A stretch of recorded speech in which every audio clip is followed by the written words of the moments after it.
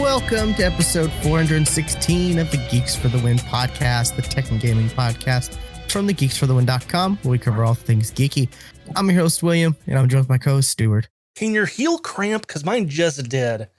That was awful. I think anything could cramp, technically, right? That's bad. Like my heel just went and just locked up. Well, I'm known across the internet as Casual Terror. Okay, this is our TV movie episode of the podcast, and we have a lot to talk about, so let's get into it, Stuart. Okay, let's get into the stuff that that won't cause hours of discussions. Oh God, yeah. Okay, there we go. As I get things figured out what I'm doing. I watched a documentary. That's the wrong scene. Why did it do that? Okay. It's dark. There we go. I watched a documentary on Netflix called The Last Blockbuster.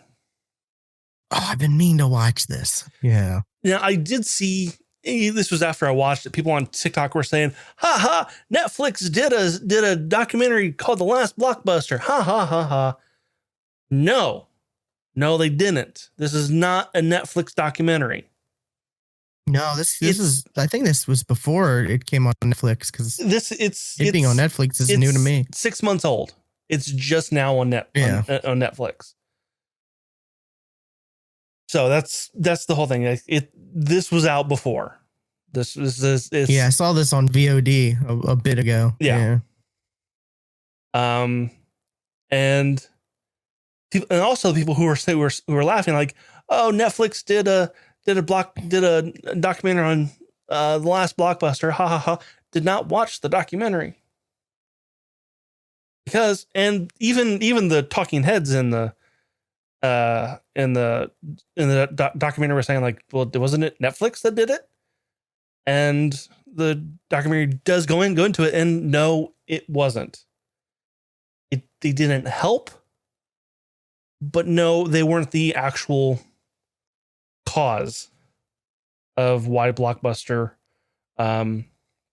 basically is now down to one. And it's still around. It still exists in Bend, Oregon. I was about to say, is it the Oregon or the Alaska one? Because I remember there was two, and I can't remember which one is still around. It's the Oregon one. Yeah. And like they started this documentary like back in like 2017, 2016. And they finished filming it in 2019. Wow. When it did eventually become the very last Blockbuster. And I want to give props to the manager of that Blockbuster. She is keeping that thing alive. Like, because like it shows her like going to like Walmart or Sam's Club or and like buying like all the snacks that they put up.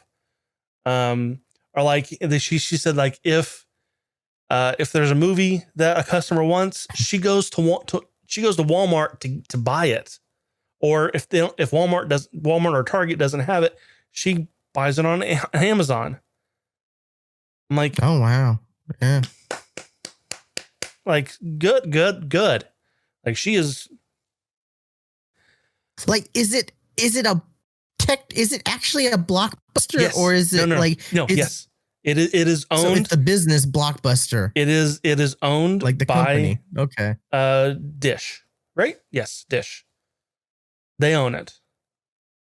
Okay. Huh. Because that was kind of the question that some of the talking heads had, like, well, if Dish gets rid of them, can they still keep the name and stay open? And the talking heads that I've said they're they're kind of D-list comedians. You know, you got your Jamie Kennedy and oh, I gotta look him up. Ron, I can't think of his last name. They're the people you're like, Jamie oh yeah, Kennedy. I've seen you before, but you've never been like the starring role in a movie. You've been always the comedic friend.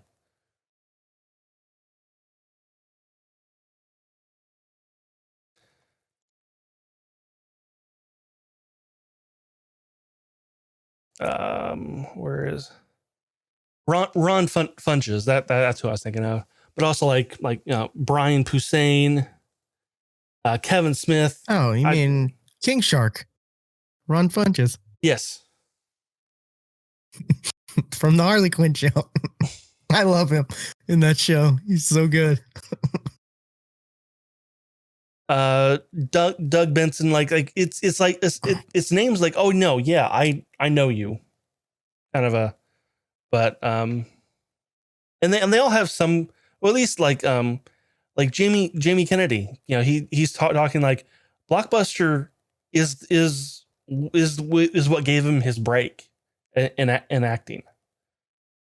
Like he was, working at I think he said it was a Domino's, doing audition after audition, but it was a Blockbuster audition, and he became part of the Blockbuster action team.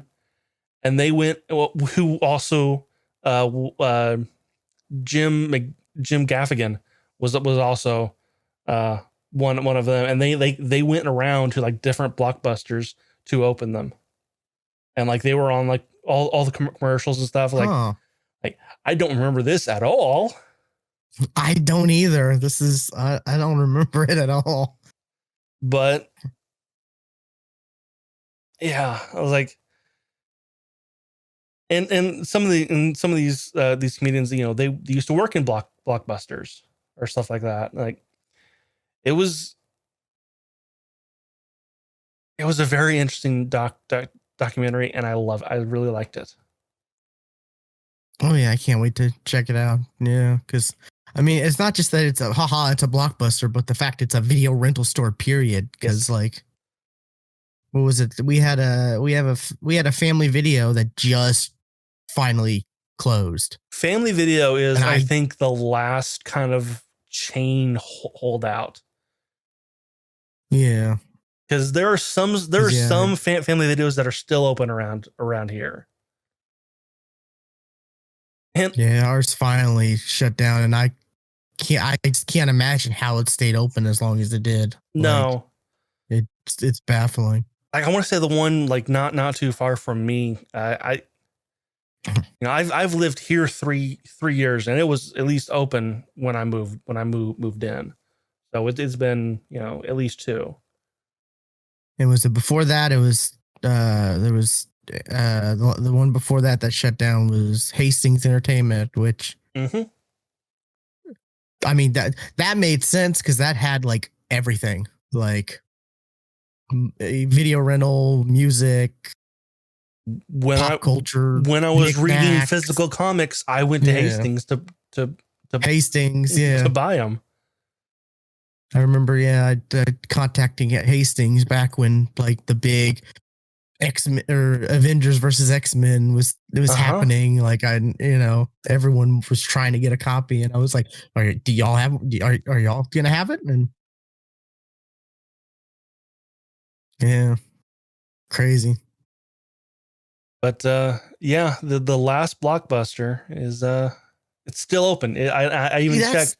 I even checked after the documentary, like, is it still open now?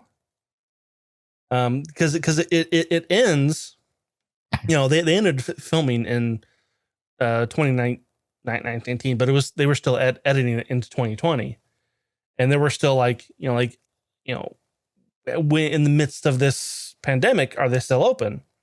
Oh yeah, that's the kiss of death. You would think. And Yeah. apparently they were doing curbside pickups.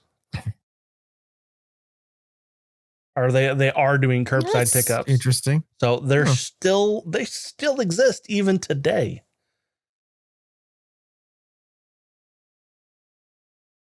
I think there was an article that was written back in February that it's still open right now. Did it show how many people actually work there? Like total number? It's hard to say because oh, they didn't come out and say. Okay, no, they didn't. They come out and say, but Sandy, the manager there, her entire family works there, or has worked there at some point. So it's she considers everybody who worked there family, and it showed they had we're closing early because we're having a family employee pitch in, and I showed them that eating having a pitch in the Blockbuster, and there was a good number of people there.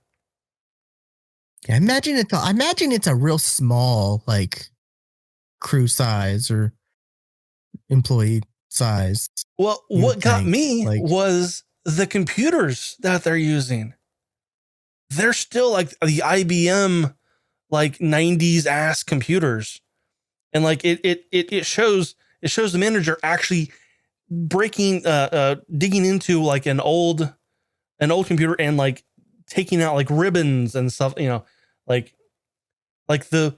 the boot up disk is a floppy disk.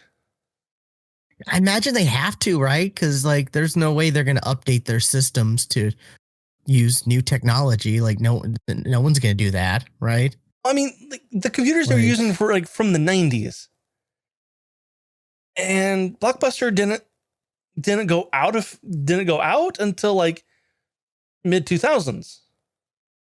So I honestly can't think of what kind of computers they use at Blockbuster. When I think I don't. Well, apparently there were the old IBM early 90s ass computers. Oh no, that's bad. I mean, you really don't. I guess, yeah, for maintenance, you were saying, that could be frustrating. Maintenance, as far as having actually using it, maintenance that's bad. Is what I meant. Wow, that's crazy. I can't wait to watch it now because it's interesting, and it's one of those things where it's I kind of feel bad for the new generations in a way, because they're never going to have that experience. That was most of the documentary was the talking heads talking about oh yeah, date night was let's go to Blockbuster and we'll pick out some movies, get a pizza, and then go home and not watch the movies. Now we call that Netflix and chill, but that used to be an event to go to Blockbuster. Yeah, and it's before that was also before the internet was really anything, where you couldn't just look up release dates for home movies and stuff, and you'd go to Blockbuster and you get the little pamphlet that would show what movies were coming out that month, and you'd be excited, oh, this one's gonna be, and this one's coming out next week, okay, and you go to every Tuesday I think it was Tuesday, we'd go and see what new movies came, and just it's just we're better off now, but it's still one of those experiences that I'm gonna cherish, just like we've talked about Saturday morning cartoons, waking up every Saturday morning, getting your bowl of cereal, sitting in front of the TV watching cartoons, because that was the time that the cartoons the new ones came out, or and we didn't have access to cartoons all the time back then. Now it's a lot better, of course, but it's one of those experiences, like I said, that I'm glad I had, childhood, instead of just like, oh, I'm going to pull out my tablet and watch cartoons whenever. Yeah. Like that doesn't, there's no romance there, I should say, No, it was, and they kept saying, like going to Blockbuster was date night, and you could tell what kind of date they were by the movies they picked out. It was, and one of the guys, one of the comedians who actually went to the store, actually he walked in and goes, "Do they all smell the same? Because man, that smells exactly like I remember." Yeah, it's crazy. Yeah. So yeah, Netflix. It's finally on Netflix. That's good. Because like I said, I saw it on VOD a bit ago, and I'm like, I'm not gonna pay $4.99 to watch this. I'll wait till it comes to some streaming service. It is now. Yeah.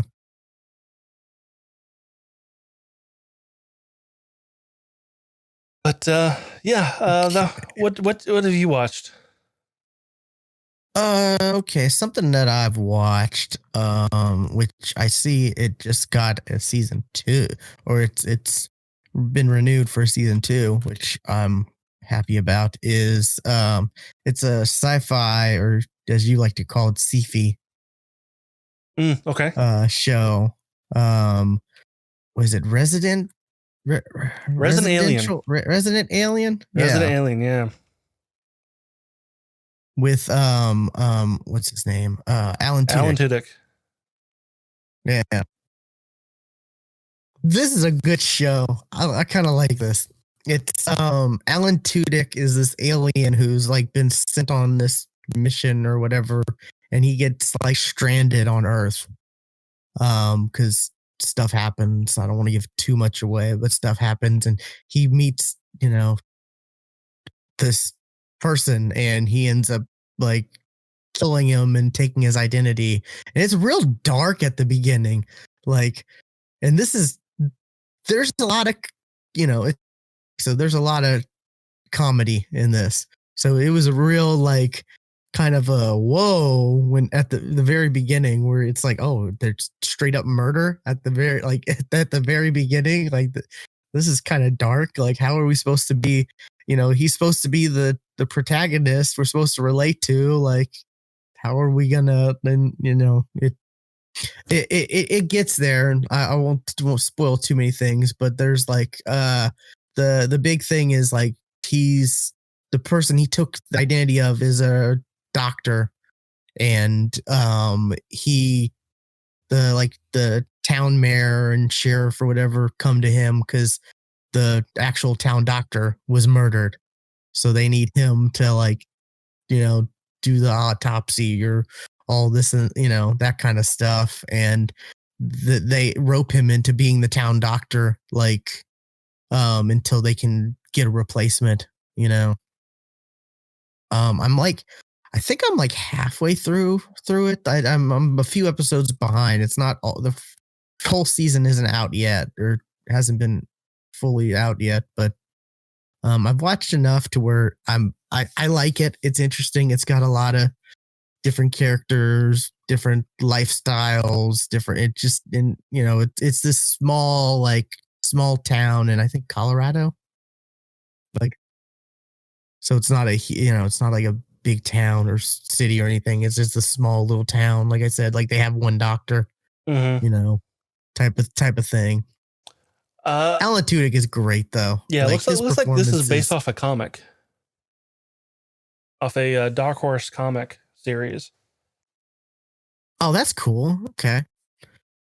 But yeah, Alan Tudyk is great. Like, he does wonders in his performance of, like, being this alien who has, like, doesn't understand emotions, like human emotions and reactions, and slowly learning and stuff like that. And it's a fun show. I'd recommend people check it out. I started watching it because they had the first few episodes on YouTube. All right. Like Sci-Fi themselves had the first, I think, 2 or 3 episodes on YouTube of all. And it is just like, it was just it was somehow under my recommendations, like YouTube was recommending it, so I was like, okay, sure, let's check this out. There's no real barrier. I don't have to do anything crazy to watch it because it's on YouTube. And it's a fun, simple show. The graphics aren't, or the special effects aren't like the greatest, but they don't, I mean, they're not terrible either, and they don't really use a lot. But they do have him in like, his like alien whatever makeup, because there's a kid who can, like, apparently like 1 in a million people don't, according to their rules, 1 in like a million or so people like don't don't are able to see through his like weird techno science, like masquerade thing, and this little kid can, and he's like telling everyone, hey, there's an alien, and it's a humorous thing. Yeah, it's real humorous as I look at this image of him strangling that little kid. Yeah. Humorous. Yeah.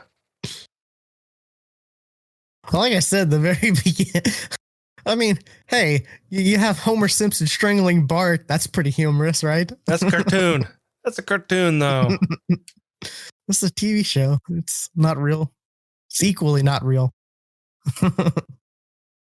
But yeah, it's a fun, like, something fun to watch that I'm not like I said, I'm a couple episodes behind. I haven't Yeah, it just started airing like this year. So yeah. And anything like, give Alan Tudyk more things to do. I'm a big fan of Alan Tudyk. Yeah.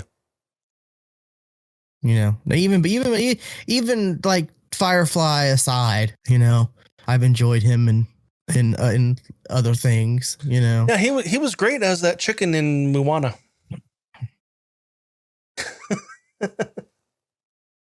I have yet to see that, but I was more thinking like Knight's Tale. He was great. No, he in Moana, he plays a chicken who doesn't talk. It's just he just balks. So okay. I feel like he's done a couple roles like that. Joke. I feel like he's done a couple roles like that. Yeah.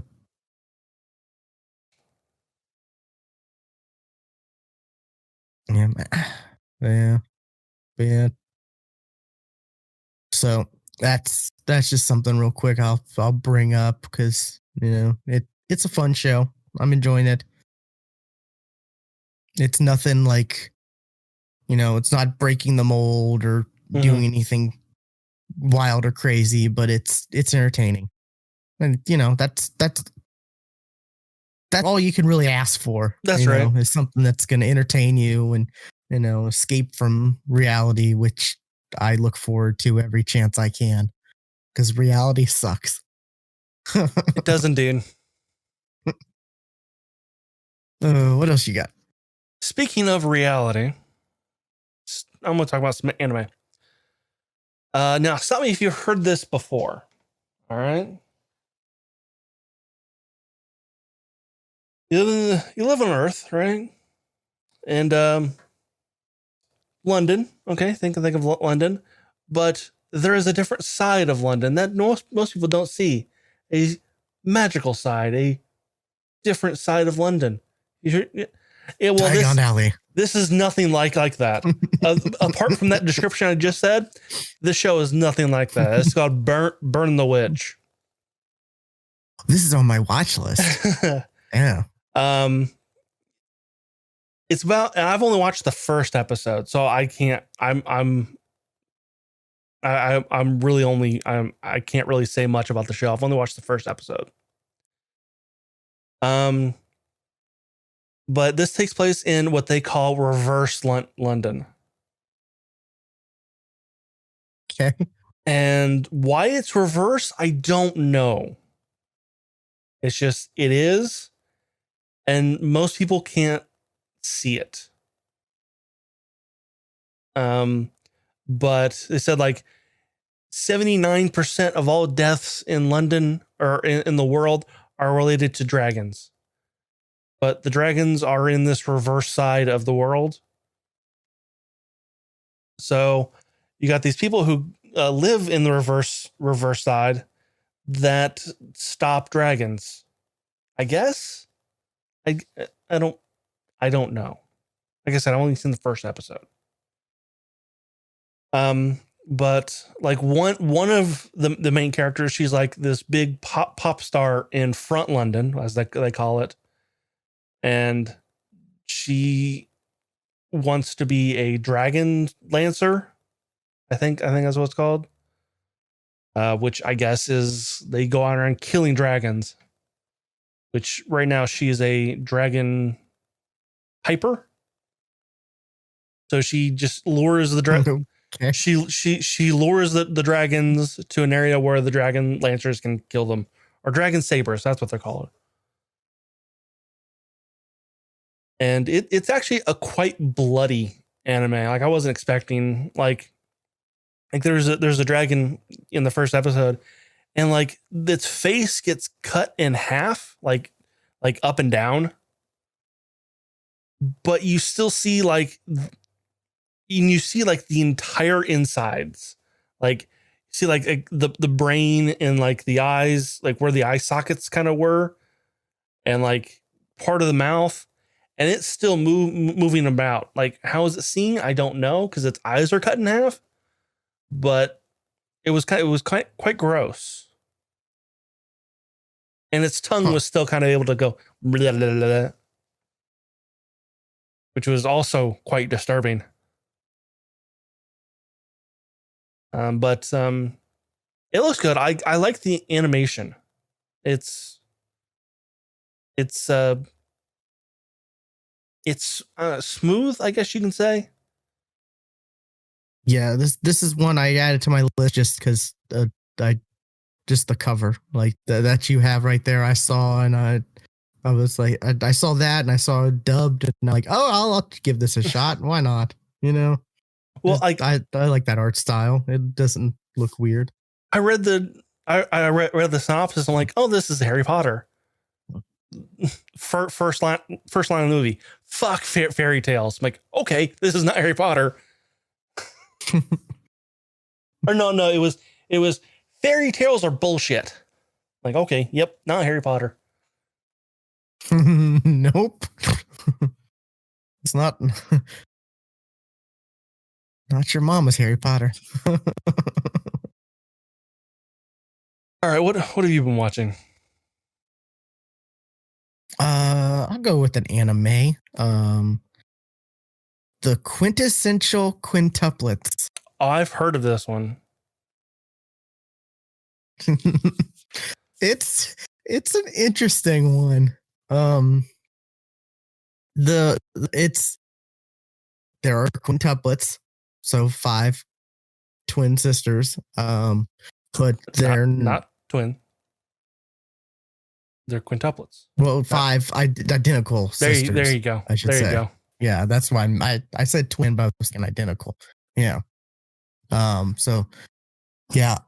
They're kind of the main character. They're like side characters, really. The main character is actually this other character who is.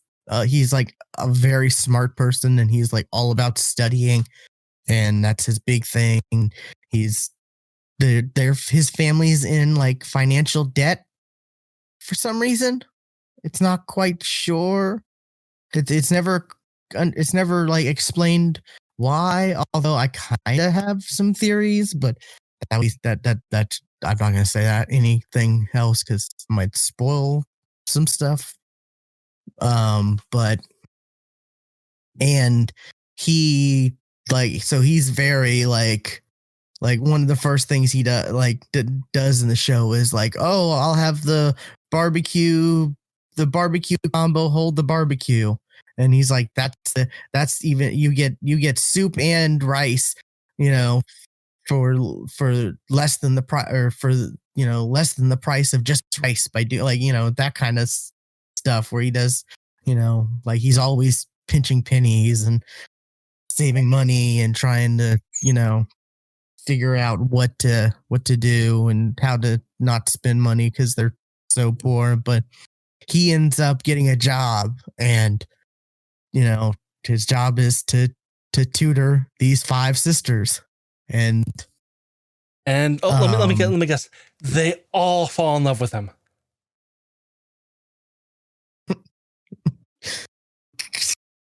Yes and no. I mean, I'm literally seeing like them in like all like wedding dresses. I'm like, okay, yeah. See, that's the thing. There's also a time skip from the beginning where it's like him and his wedding day, and like so you're going like it's kind of a back and forth of. And I think the whole mystery is like which one of the sisters is he marrying, and this is kind of like it's his story anime. of how He's marrying all of them. Well, I did. Okay, sorry, I spoiled it. Well, no. That's at least there's a season 2. It's not dubbed yet. I think there's a season 2. I thought I saw that. This is the image subbed. This is the image for. Okay, 2. yeah. So it's still like it hasn't been answered. Spoilers for season 1 on which sister it actually is, but they all have unique and varying personalities, as well as their hairstyles are range from very different to slightly different. Right, because how else would you tell them apart? They have to have different hair. Even though they still get, that's how you tell animes apart is the hairstyles. Well, even though like they still like people still get them confused. Like there's literally a scene where like the one with the ribbon in her hair, or the rabbit ear ribbon thing.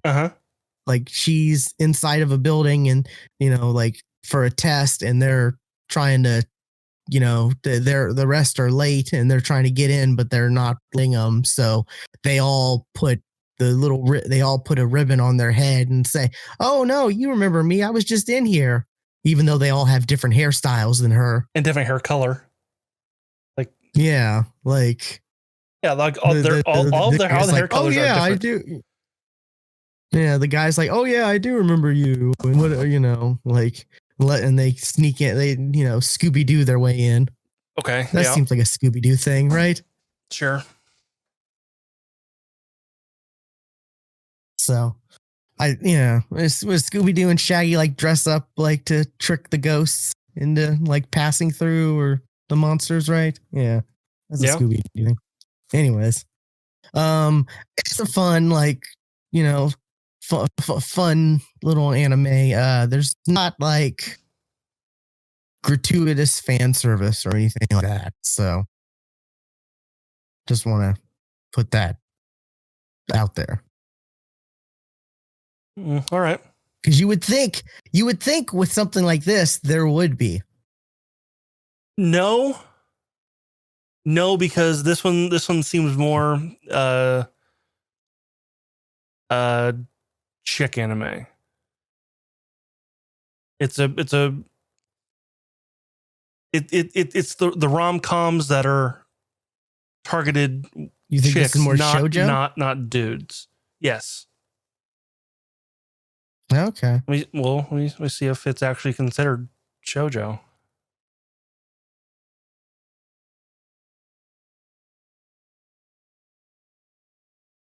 It might be. I mean,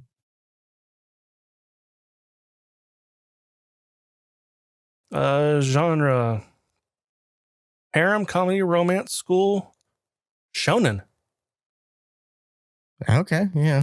I mean, like they said, the main character is the guy, and it is like him, and his, he's got to make his way and figure out, and like a lot of the like some of the there's a couple sisters who are like on board with him tutoring them, and then there are a few who are just like against him and are fighting him, and he's having to like figure out how to connect with them and to get on their good graces to let him tutor, because they're filthy rich, by the way, and he's getting paid quite a bit of money, and you know so he's really wanting to keep the job, so he's trying to find a way, like, oh, this sister, she really likes warlords, because sure, why not?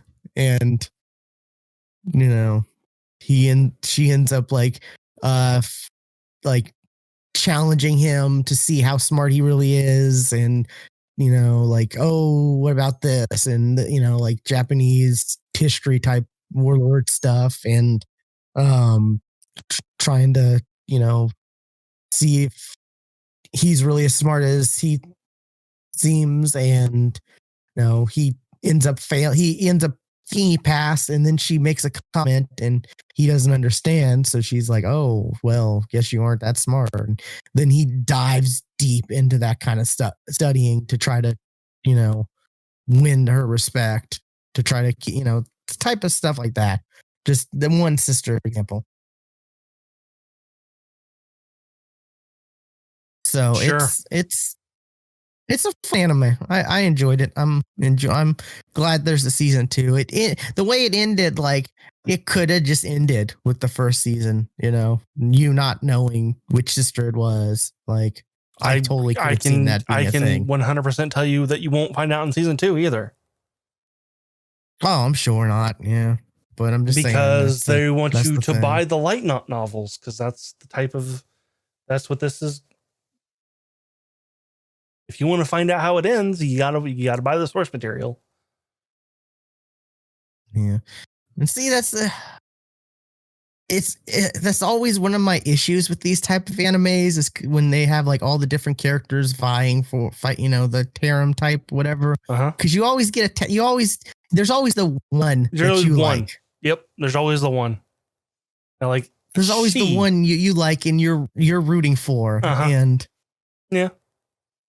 That's the thing that's the downside to these like harem style animes. Yeah. And usually the one that I always root for is never the one.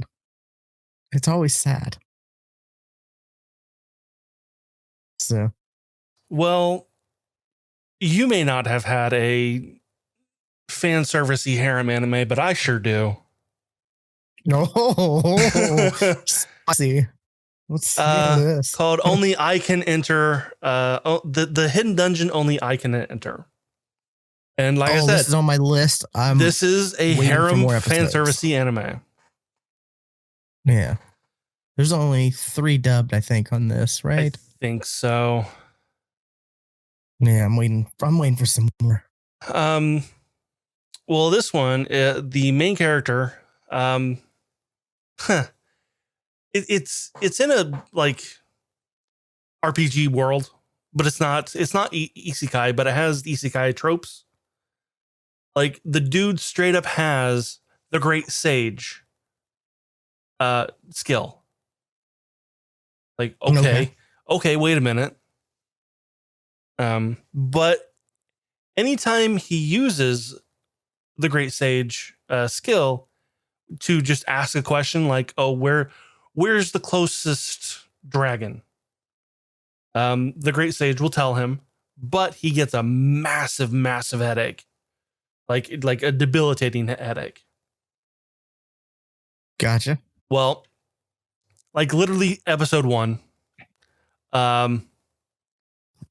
the childhood friend of the group of the harem did some research and found out that the previous person who had that skill, whenever he'd use his ability, he would kiss one of his wives, and that would alleviate the headache. So they try it out, and it worked. And Okay. he asked where the closest dungeon is, and how to get in it. And there's a dungeon like not too far from him. It's a hidden dungeon, and hidden dungeons where they have the most powerful stuff. Well, he gets in there and finds out that there is a chick who is chained in there, and she has been in there for like thousands of years. Of course. But he does not free her. Instead, she gives him a couple other skills, because that's one of her skills, is she can give skills to people. And one of the skills that she gives him is also the skill to give skills to people.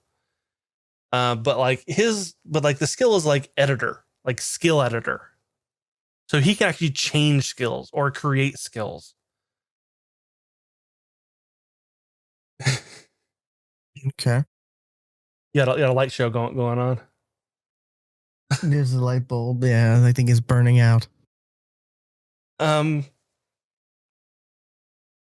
So yeah, now he can create any kind of skill he wants, and or edit people's skills to make them more powerful, make him maybe take some skills away.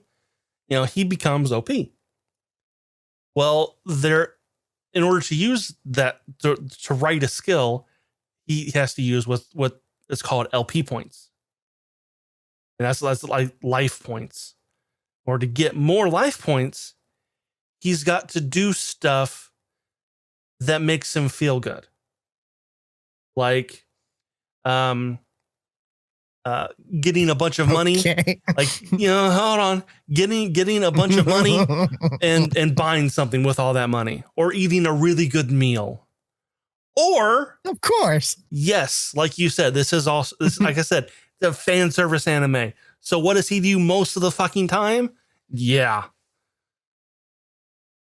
Like I said, I didn't say anything. I just snickered. It's because you thought it, and you're right. You're right. I was thinking of that good sandwich. I love a good sandwich. No. Good sandwich does sound good right now. But yeah, and of course, this is also, for some reason, any girl he encounters instantly falls in love with him. So, of course, and it becomes a fight for his affection that he is completely oblivious to.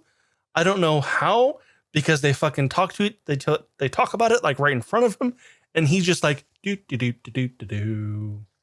Like, you. How do you? That's anime. Yeah. Oh, but yeah, let's go around this corner and kiss, though, so I can get more life points. Like, okay, like, and you're oblivious.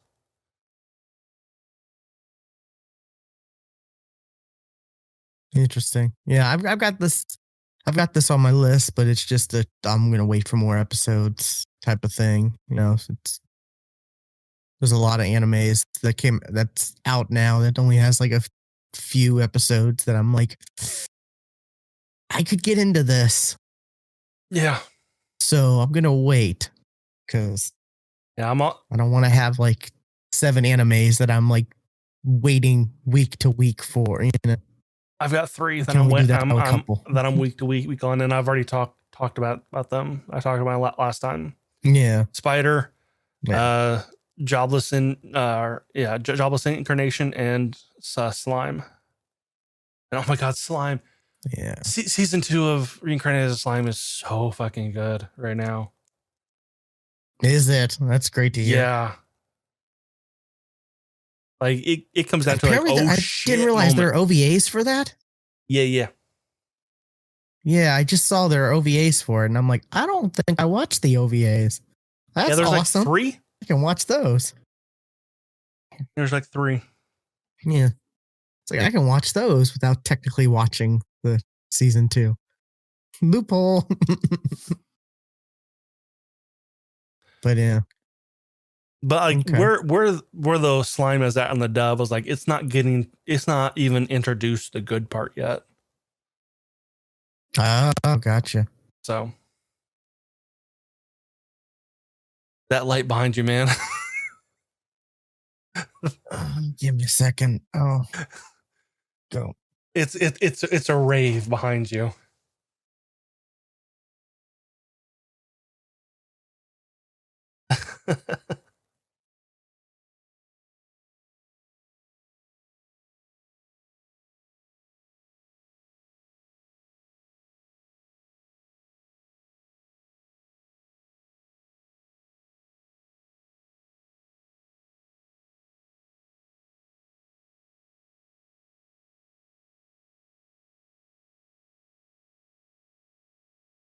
You're still on mute. I'll just have to find another light bulb to replace it. It's burning out, of course. See, that's the crazy thing about LEDs. It's like you never really like think about light bulbs as much with LEDs now. Like No. they just last so long. Okay. I'm trying to think whether I have another anime that I haven't like talked about before. I normally I normally make a list of stuff I've watched, but I was bad this week and I didn't. Because I had stuff that happened. What's that name?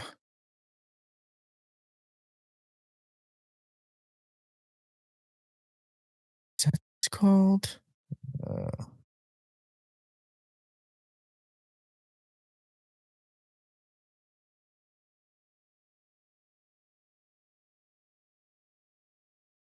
I can't think of it. Oh well. What else? Do I have anything else besides the like 2 big things? That's all I have left are those 2. Yeah, okay, I guess we can get into those then. All right. Which one you want to go with first? Let's start with Falcon and Winter Soldier. Okay. First episode this came out. Yes. And so far, I like it. So far, so good. Yeah, honestly, I don't know what to say about it. It had really good action. Like, yeah, it did. I love bringing back Batroc the Leaper. That was fun. Say that again. You kind of cut out. I love them bringing back George St. Pierre as Batroc the Leaper. Was that one of the terrorists that Captain America fought on the boat? Yeah. At Civil. Yeah.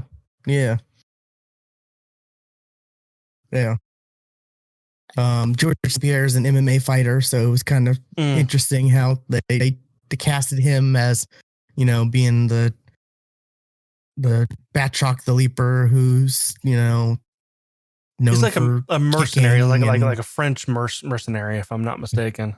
Yes, true. And it was funny because I saw one of those like, oh, here's the Easter eggs or the stuff you missed, and they were mentioning how like the nods to him in the wingsuit, like he kept leaping out of the planes or leaping into helicopters and leaping, I was like, that's kind of funny. Okay. Yeah. But yeah, so that's pretty cool. I enjoyed watching George St. Pierre when he was in the MMA. And it's, he's Canadian, I think French Canadian. So him playing a French, like character villain is kind of cool. And, he knows how to do action and stunts and all that stuff. So it's always, hopefully we see more of him, it's always nice when they have like actors who can do their own stunts and stuff like that, you know, and who can Yeah. do action scenes and fight scenes and, you know, not have to be like, oh, let's have the stunt people, you know. Well, I was actually watching something. It was like a list of rules that actors who play in Marvel movies have to follow, and one of them is that they cannot do their own stunts. Like Oh, really? like it is written into their contract.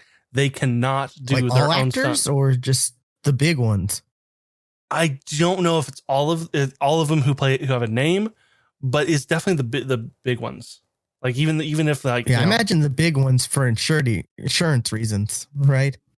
Well, it's not just insurance, but like, hey, you're supposed to be. You cannot be in a life threatening situations where you might die. True, yeah. Like, well, you're the future of the MCU. Right. Tom Holland, maybe. Yes. Who knows? Yes, Tom Holland would be one because he is a gymnast, so he could do a lot of the stuff that that Spider-Man could do. Hopefully, he's the future of the MCU. I hope. We'll we see. really don't know though after this movie. Yeah, but yeah. I found it interesting. They both they're not speaking. They don't speak at all to each other. No. In this first episode.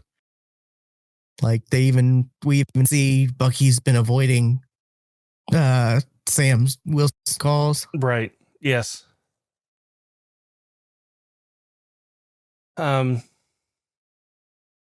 Yeah. When the opening of the show though, when like he's when like Sam's put on the suit and all that stuff, I was like, are they going to like Cap's funeral? Like, did they like just straight up kill off Steve in this? Those are teasers, yeah. That like him in the suit holding the shield or looking at the shield or whatever, and like, that's in like. I knew it was done on teased. I knew it was kind of done on purpose, but like so like, oh god, did they do that? No, okay. They're just giving the shields to the Smithsonian, who then they're gonna then take out of the Smithsonian, or who like the government's gonna take out of the Smithsonian. Yeah, because America is evil. That seems to be or corrupt or the government, bigoted, or the government's bad. That's a theme. And after this, we forgot my pick of the week. We got to talk about Snowden. Oh, right. Yeah. The government being evil. Yeah. Oh, yeah. Yeah. Let's do the not fiction government as evil one. All right. But, it kind of sucks because, like, I remember growing up and it's like, America is great. America's awesome. We're the best. Oh, yeah. And now we're all cynical about the government now. And I don't like it. Like, well, we're more like aware of the critiques that have always been there and people have always had them. Also, the internet helps. Yeah. And is social media. Yeah. We're able to see more and more. It's able to happen. Like, I guess back when we were kids, like there wasn't leaks of congressmen's penises because that wasn't a thing. That wasn't a thing. There was no way to do that. Yeah. Or presidents saying horrible stuff on Twitter or yeah. So technology's made us made society better and worse at the same time. Mm-hmm. Yeah, it has.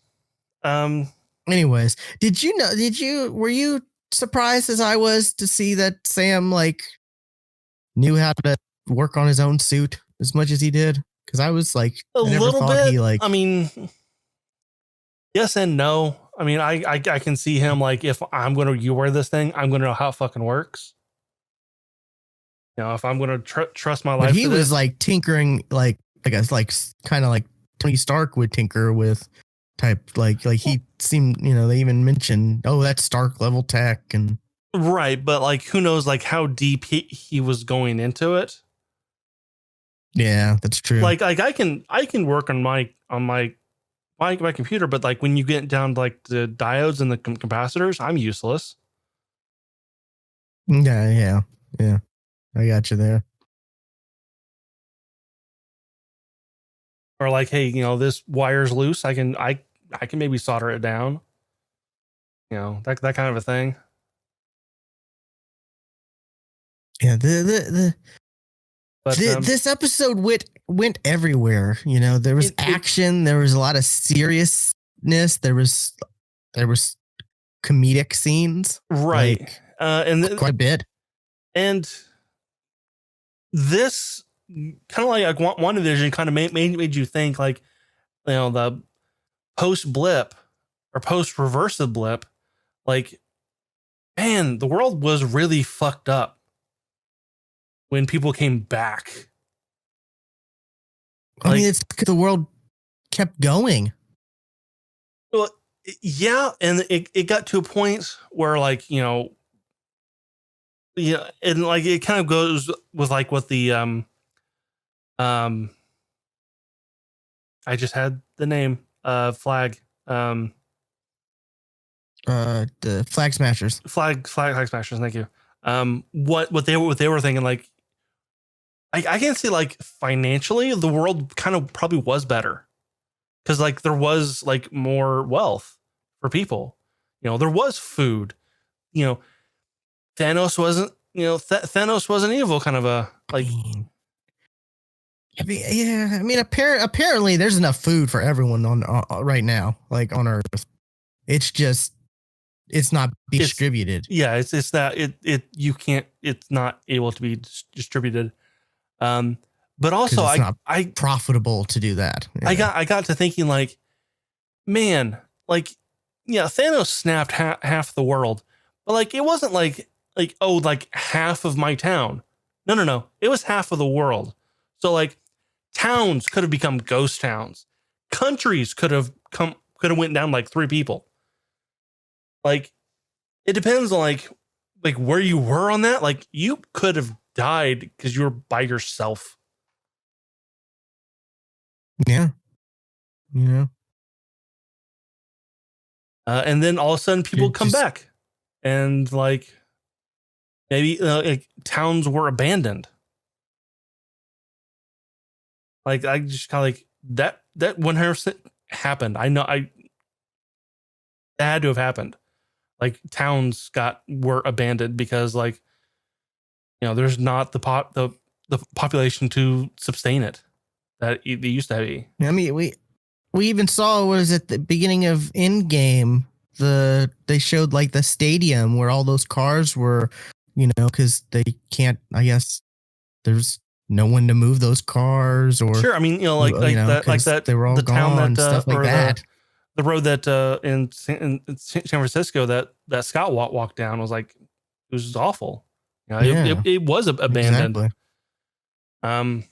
But like, and then like that's a US. So yeah. like 5 years, like that's part of the point where, like, okay, people are like finally coming around, like being okay, and all of a sudden everybody's back.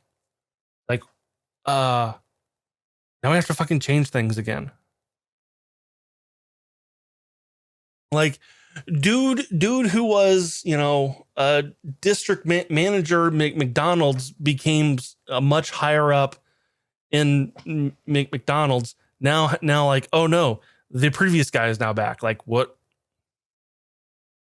do we do now?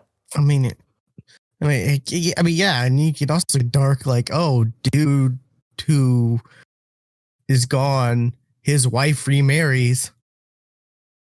Now he's back. Like, what? Yeah. It's a very dark thing. Yeah. And there, there's even more questions that I don't think no one ever really thought about too much about, like the some of the stuff. Like we see when he's trying to get the bank loan, and he's like, it looks like you haven't had no income for the last 5 years, and it's like, right, well, yeah, right, like because but then I'm like, all right, dude, you should not be that dumb. Like that should not be a question anymore. Like, at least for a while. Like seriously, like that's just dumb to still have. You see, the still have that problem I had with that is he didn't even he didn't even be like, let me go talk to my boss or see if I can do. He just straight up said like no. Like I think that banker was a dick. Like as he was, like, oh, can I get a picture of you with your arms spread out? Like what? Yeah, like, that banker was a fucking dick. What? Like, yeah. Like, yeah, I'd say more of an idiot than a dick, but yeah. No, like you said he could have totally gone to his boss. I mean, he was talking to the Falcon, and he knew who the Falcon was. Like, come on. But no, he still said no because of reasons. Yeah. Like they could have gotten that loan. Like they could have gotten that loan. It's dumb, yeah. I mean, and technically, like, I'm sure he could get the money from somebody he knows, right? But pride,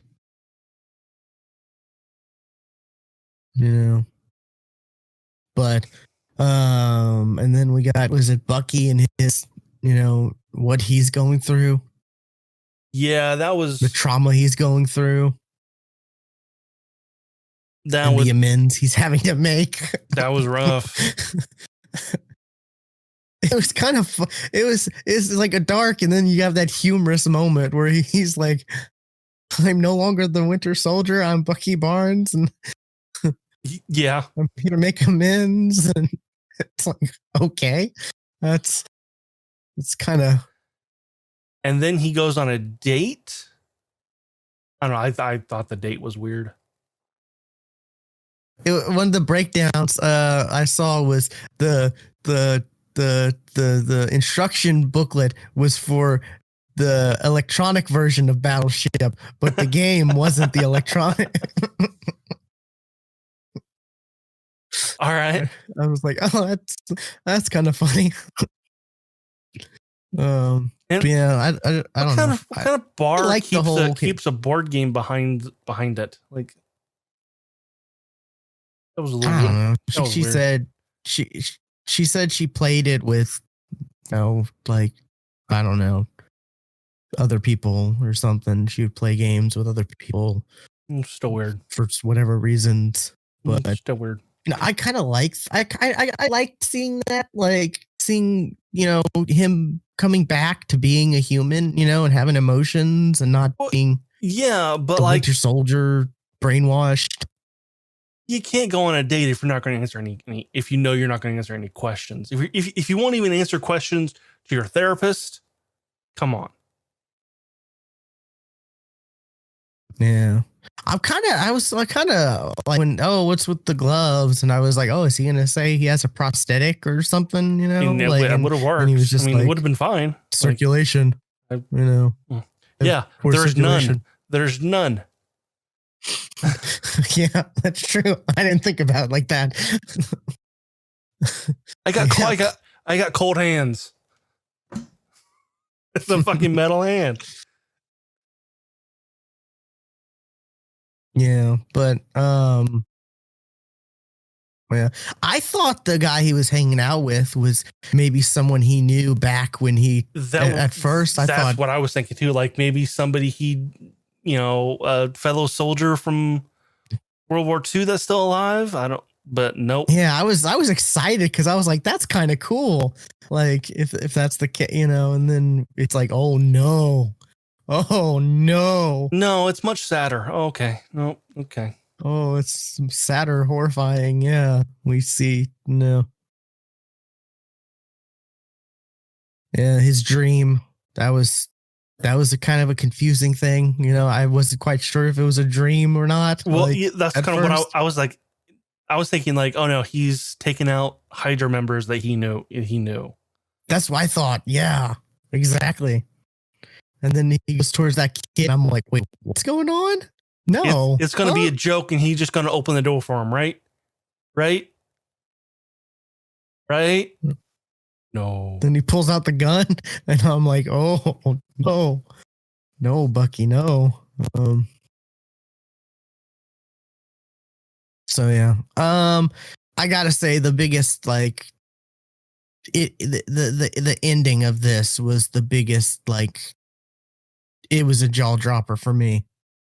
Like, we knew like we were getting a US agent, but I didn't think we were going to get like episode 1, end of episode 1, right after he gave the shield to the Smithsonian, like, right. We were going to get, here's the new Captain America. And I'm like, oh, honestly, dude, can't rock that helmet. That was kind of, well, yeah, there's also that.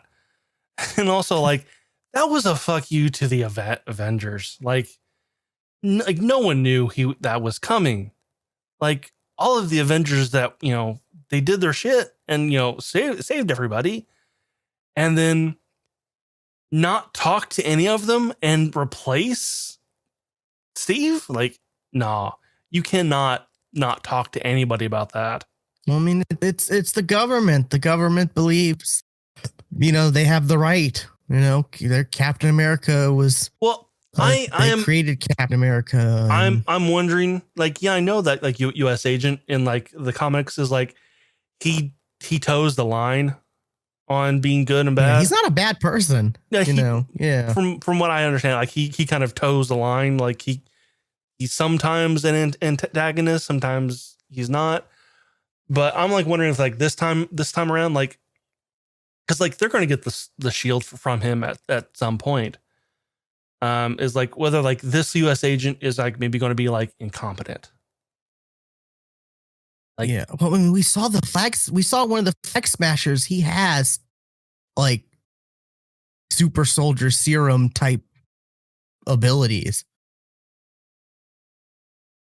Right. We saw that Flag Smasher, like, jump, like, and do the superhero landing type thing. Right. And kick that cop, like, across the street. Whether it's, like, a bootlegged version or something like that, we know there's something there. So, like, I honestly don't know where this is going to go. Like, there's no guessing with Marvel now. Like,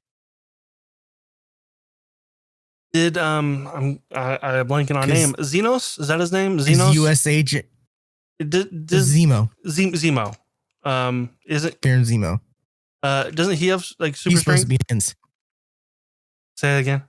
I don't know. He's gonna be in this. Yeah, I don't know. Because his whole thing for Civil War was he was destroying all the other Winter Soldiers because he doesn't think there should be superhero people, right? That was his whole, like, motivation behind Civil War. Kinda, yeah. I'm trying to, like, I'm seeing some like images in the comics of, like, him, like, I mean, holding like a metal beam and, like, hitting, like, Captain America with it. But I'm like, yeah, he's kind of strong. Oh, in the comics, maybe, yeah. I'm not sure, but, like, as of right now, as we know in the MCU, no, he doesn't. We don't know. That's what I thought you were asking. Well, so I was like, yeah, like, in the comics, like, yeah, he's strong in the comics. So, like, maybe he is strong here too for reasons. I mean, last we saw of him, he wasn't, I should say. We never saw him fight, really. I mean, I would imagine he doesn't have any abilities because he didn't even try to fight when Black Panther came up on him at the end, right? He was just like, oh, I'm caught. Yeah, like, we never saw him fight, so we don't know. But yeah, I don't know. This, like I said, this episode went everywhere, but in a good way, not in a bad way. And I enjoyed it, and I'm Oh, man, I'm looking forward to the others. You got 5 more, right? There are 6 total. I think there's 6. Yeah. Yeah. Let's see abilities. The credits weren't as long as WandaVision, I think, right? They didn't seem as long. No, I don't think so. I don't think they were as long. Because of course I waited through the very end just to double check because had to. Okay, no. He has a normal human strength. I don't know who that flag smasher was. Yeah. So I mean that's the thing. Like that's what I'm asking. Like is could they go the route of this new Captain America US agent? Maybe he has connection to the flag smashers secretly. Maybe. I don't know.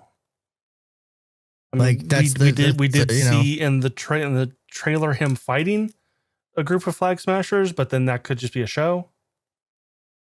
Yeah, or maybe they got the abilities from the same person because in that, like I said, in that like Easter egg breakdown thing I saw, they were mentioning there's some character who gave gave US agent his powers when he was Captain America. Like it's like a temporary thing or something. I forget what the character's name was, and maybe that's what's going on with the flag smashers. I don't know, but it's interesting. I'm excited. I want to see more. Like that's this is definitely like more on the lines of the MCU style, Winter Soldier, Captain America, Winter Soldier, Civil War type stuff, which I'll say Captain America, the Winter Soldier is still one of my favorite like MCU movies, period. Like, oh wait, I just scrolling through like US agent stuff. Like I remember now hearing a rumor that Taskmaster may be in this. Maybe that's who that could have been. You think they would have Taskmaster in this before Black Widow, though?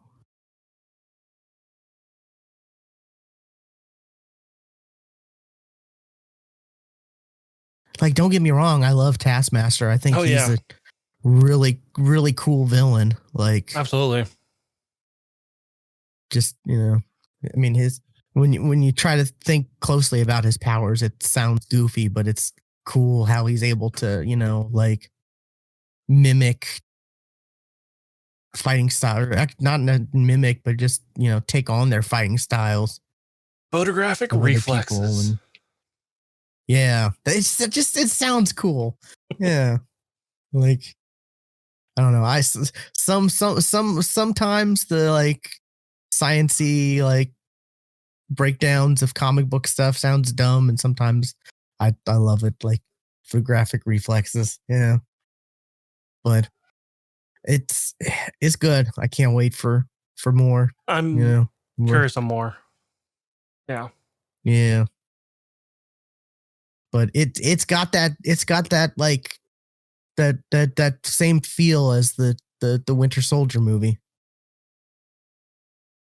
Yes, it does. That in the Civil War, at least the Cap, Bucky, Winter, all that vibe. Yeah, the like kind of thriller, superhero thriller movie. So, I guess before we get to the other thing that came out this week, we can go back to the Snowden. Yes. Snowden. What did you think? I kind of have mixed feelings on it. Like, I was like, man, this is very Hollywoodized of events. Like, oh no, like got to step on this chip to make sure dude doesn't see it. Even though why would you see a micro card like on the floor? Like, you got to really be looking to find. I could lose a micro SD card so easily if I dropped it. Oh, I've lost much bigger things easily. Yes. It's like a micro card, like, oh no, he's gonna see that. How? I can't never find him. Yeah, true. I do have to say, wasn't the love interest Shailene Woodley. Actress's name She's a terrible actress. Yeah, she's a terrible actress. Thank you. And wasn't she supposed to be Mary Jane in the Andrew? And I'm glad they scrapped that. I was against it. I was against it. I was against it. I understand why she's a terrible actress. Yeah, she was bad in this. Yeah, like, and I looked in her IMDb to be like, have I seen anything? Oh no, I have not seen anything she's been in besides this. So this is my first, like, I've seen a little bit of that teenage pregnancy show that she was given. Oh,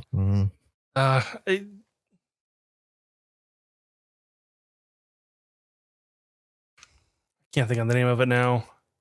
I saw she was in one of those, Molly Ringwald in it too.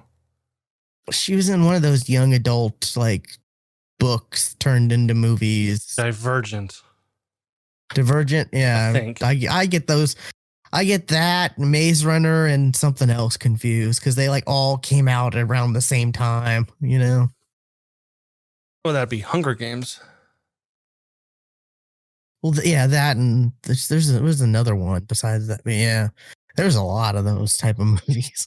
Oh, The Secret Life of an American teenager. That was it.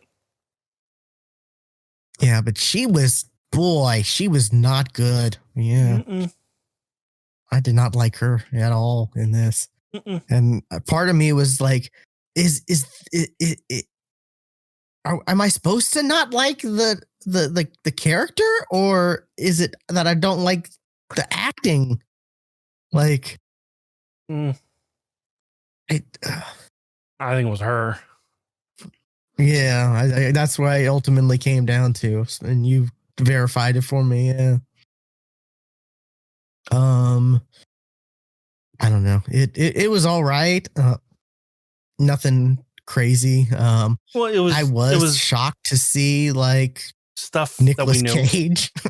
Right, Nicolas Cage was in it for like 3 minutes. Like, oh shit, he was in it like that's Nicolas Cage. He was barely in it. Yeah, he was in it enough to be like, oh, okay. Yeah. Hey, Nicolas Cage. Oh, awesome. And then, what else? Who? The Zachary Quinto. Yeah. Quinto. Yeah, he was in it. Yeah, it was all right. I mean, like you said, it was really Hollywood-fied, whatever. Yes, it was. And kind of, it's supposed to make things seem worse than it is, maybe, even though, like, yeah, some of these issues are big, major, scary issues. Yeah, but it's like, right. How much are they, like, overdoing it? That's the kind of devil's advocate, because, they even say, like, he even says when he's talking to her, like, oh yeah, you listen to the left wing media, and they only want be. And that's the thing, like, you've got to get both sides you got to look for both sides so you can find the truth. You can't just like take one side for, Yeah, and I'm under the impression like oh, it came out that was that the government was doing that, and like, man, we were making jokes, that the government was listening to us for years. Like, oh my god, it was like it's like the Pikachu meme, like oh my god, they are. Like, well, like, Yeah. Why was anybody surprised, and why does anybody think they've stopped? Yeah. See, the thing I've always said is like, I'm not going to do anything to like trigger, hopefully never, but they're not going to trigger any like NSA like triggers or any of that kind of stuff. So I'm not worried, but like, it's also when they saw like, oh, that they're monitoring the sister-in-law and she's getting naked and like that kind of like was the what? That's creepy. Well, like, there's like people have been putting, been covering the webcams for years. Like there's a reason for it. Yeah. It's not just hackers. It's the government too. Yeah, that's true. It was weird at the end where he has the interview and then it goes into the real Snowden. Yeah. Yeah. I'm like, okay, that was a little odd. Okay. But I don't know. It was all right. It was, I didn't hate it, but I wasn't like it didn't really impress me too much or wasn't anything, the best movie you've ever seen. Yeah, I know. Yeah. Yeah. It was, but it is one of those movies that I've the whole reason that I picked it was because it was a movie that I had watched and forgot to talk about. Yeah, I understand that. And like I said, it was on my list. So like it is something that I've like, well, I was curious because I didn't know too much about, Edward Snowden. I knew like the basics and stuff, but I never really ever like looked into it. And I was wondering, I'm more or less kind of interested in, because when I was looking this up, I also saw like the documentary, I guess, from the lady that's in the movie who I'm guessing it's the documentary that lady was making. Yeah. Yeah. I'm more interested in looking at that and watching that now, Yeah. to find out, the more inside the real stuff, because like we were saying, this is a movie above all else. There are some facts and some, based on a true story, but it's very much a movie. And this is definitely not something to watch if you want to learn more about, No. Because I didn't really learn that much more. Like, no. I learned the occupations he had, pretty much. Yeah. The different, and that was pretty much it. Didn't get too, because they skipped over a lot of the like, oh, he's his passport's been revoked and he's trapped in Russia and all that. They skipped over all of that stuff. Pretty much. Like where it gets to like the, like where like the real life kind of became the Hollywood, like they skipped over it. Like, okay. Which it's like, that would have been that would have been fascinating to see, like, but I don't know, just the way Joseph Gordon-Levitt was, the way he talked was it was weird. He was trying to sound like Snowden.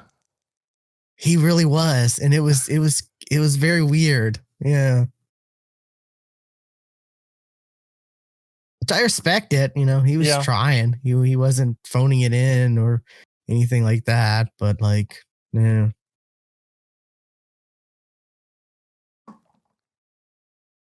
Could have been a lot better if they got a different actress for the girlfriend, though. Definitely. Girlfriend / what? Did they ever get married? I think so. I know like there was the ring, the engagement ring, but I don't know if they ever definitely actually moved over. She moved to Russia with him. Yeah. They never, they showed the engagement ring, right? But they never actually like made a point to say they actually got married, I think, or in the movie anyways. They married in 2017. So they married in Russia. Okay, gotcha. So okay. Alrighty, that's that's that. What you gonna pick for next time? I'm looking. I forgot what's on the list.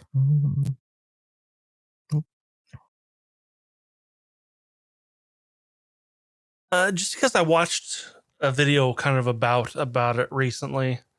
How about Mad Max Fury Road? Ooh, okay.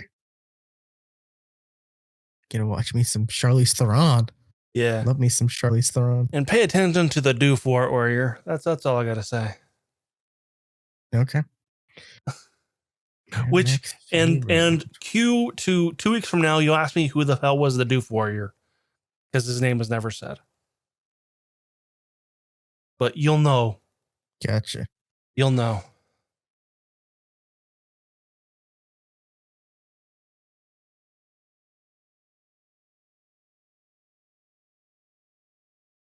Yeah. Okay. Okay, finally we got it's finally here. It's out. It is out. People, so many Snyder kept saying like his version of Justice League was so much better, and people kept saying hashtags were made, billboards were paid for, and it's people finally came out. Hundreds of thousands of dollars on billboards at Comic-Con for Save the Snyder Cut. I will say this. Just let that sink in. Yeah. It definitely was better. It was definitely better. It was better. A much better movie. But that's not saying a lot. No, I mean, you could really have only gone up from that. But, and after watching the Snyder Cut, I'm like, I want to see more. I want to continue. I want now a Justice League 2. I want more of this. I'd like to see more, because the it's Snyderverse to continue. Great though. Not because it's great though, because it's just weird. It's fascinating. I want to see more of it. The weirdness of it. I want to see more of it. I want to see that end. I want to see that end. I want to see that. The wasteland. I want that. And if you've got to do a couple movies to set that up, to set up the wasteland, do a couple movies to set it up. Because that's an alternate universe, right? That's the universe where. Yes. Yeah. Well, okay. The leaked scripts and storyboards. This was the story. That Apocalypse comes to Earth, and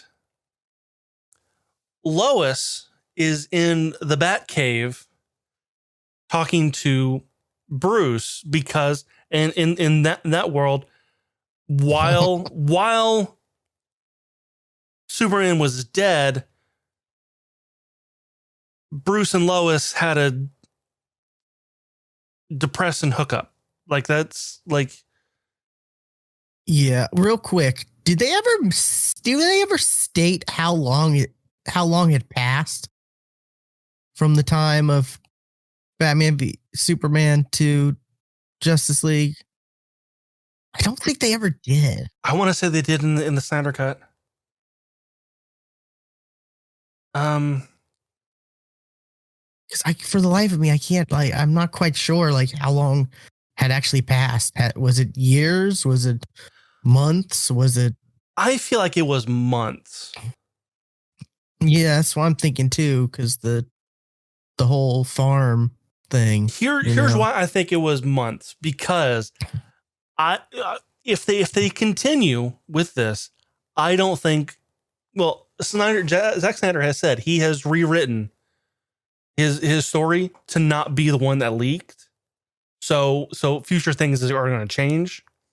So I think that the hint of Lois being pregnant, I think that it does end up being Jonathan Kent now, or Jonathan Kent the second, Superboy. I think that is going to happen. if they continue, and that is Clark's son. Yeah. So because so I don't think that the pregnancy that Lois has is Bruce's, is Batman's. I don't think. Yeah, definitely not. I don't think. But like I was saying, in the leaked script, Lois was in the Batcave, telling Bruce that the son that was born is his. Apocalypse shows up in the Batcave, uses his Omega Beam, and kills Lois. And that sends... Wait, what? He just shows up and kills Lois. Yes. He shows up in a boom tube and kills Lois. Okay. And does he kill Batman? No, he doesn't. Because that's why Batman's alive in the Wasteland. And that was in that scene in the Snyder Cut where Superman holding that burnt corpse and crying, and then Apocalypse comes down, puts his hand on his shoulder. That was that scene. Ah. And then just this resolve comes over. And then I think Apocalypse uses the anti-life equation to then manipulate Superman to join him. And he becomes like the Injustice Superman and a killer. And then that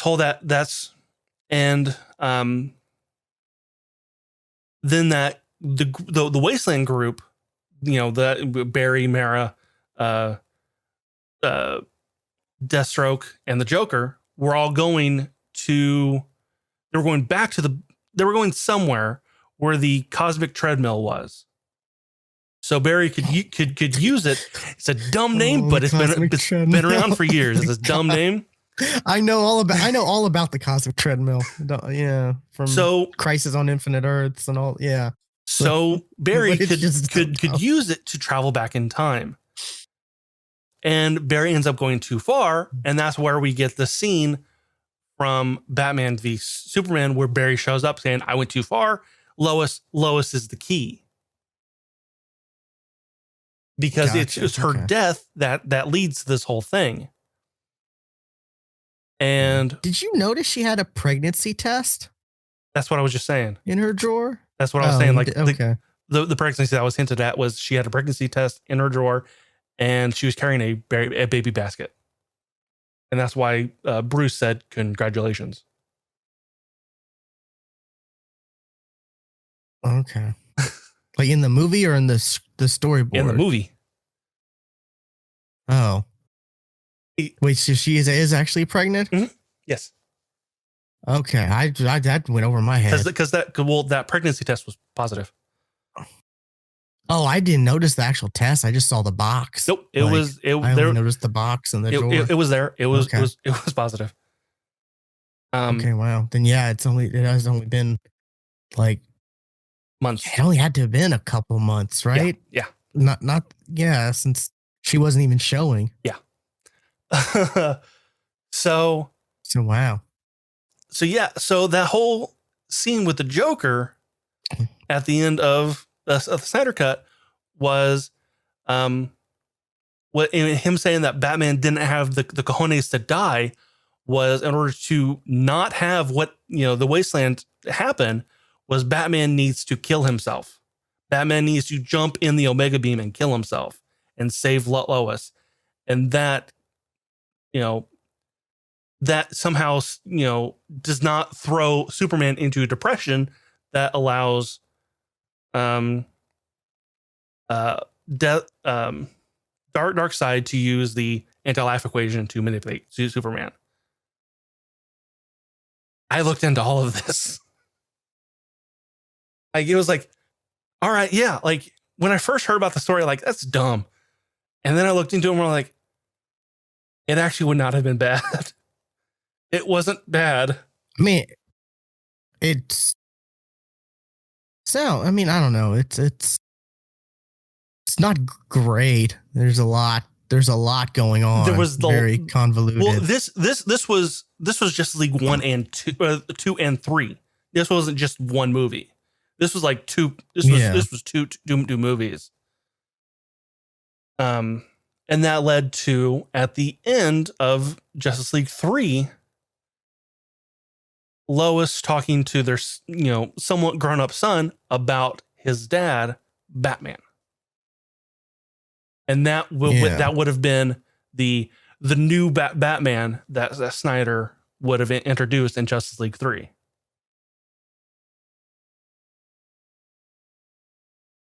Yeah, see, it just is weird. That's like everything's weird, and this this movie was long though, like 4 hours. 4 hours felt like 4 hours. 4 hours. It was long. And the whole like breaking it down into parts and stuff. I'm like, I was like, that didn't need 4x3. Okay, yeah.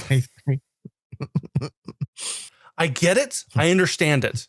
But I have a TikTok that kind of expresses what I this is like right afterwards. His cut if it wasn't. So give me a second. This works in audio, so I'm not going to even show the video. Let me make sure this plays. I'm here. Okay, if you have HBO Max, you know that Warner Brothers is releasing all of their pictures on the app when they come out in theaters day of, right? Well, a lot of us have been waiting for Zack Snyder's Justice League that just dropped today on the 18th. It is a 4-hour and 2-minute fucking movie. Excuse me? Oh, and then check this out. When you hit play, look at this nonsense. Film is presented in 4:3 format to preserve the integrity of Zack Snyder's image. And I have to watch a fucking Instagram picture? There goes half my day watching a movie at half the size. I'm still gonna, but I'm gonna grumble about it. Okay. Like that was my like. Yeah, I mean, I'm still gonna, but I'm just gonna be happy about it. The whole point of this is for Zack Snyder to be up his own ass and do what he wants. Yeah. Because the fans wanted him to put out his version. And you see him up his own ass a lot in this movie.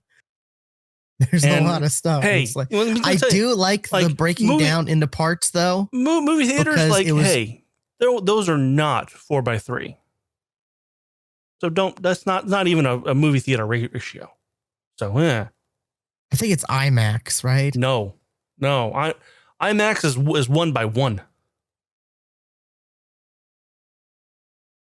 Movie theaters 2.4x1.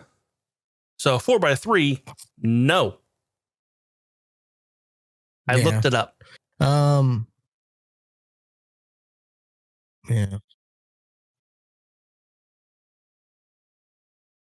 Forgot what I was about to say. Anyways, Snyder being up his own ass, and yes, this is going to definitely, I was right all along.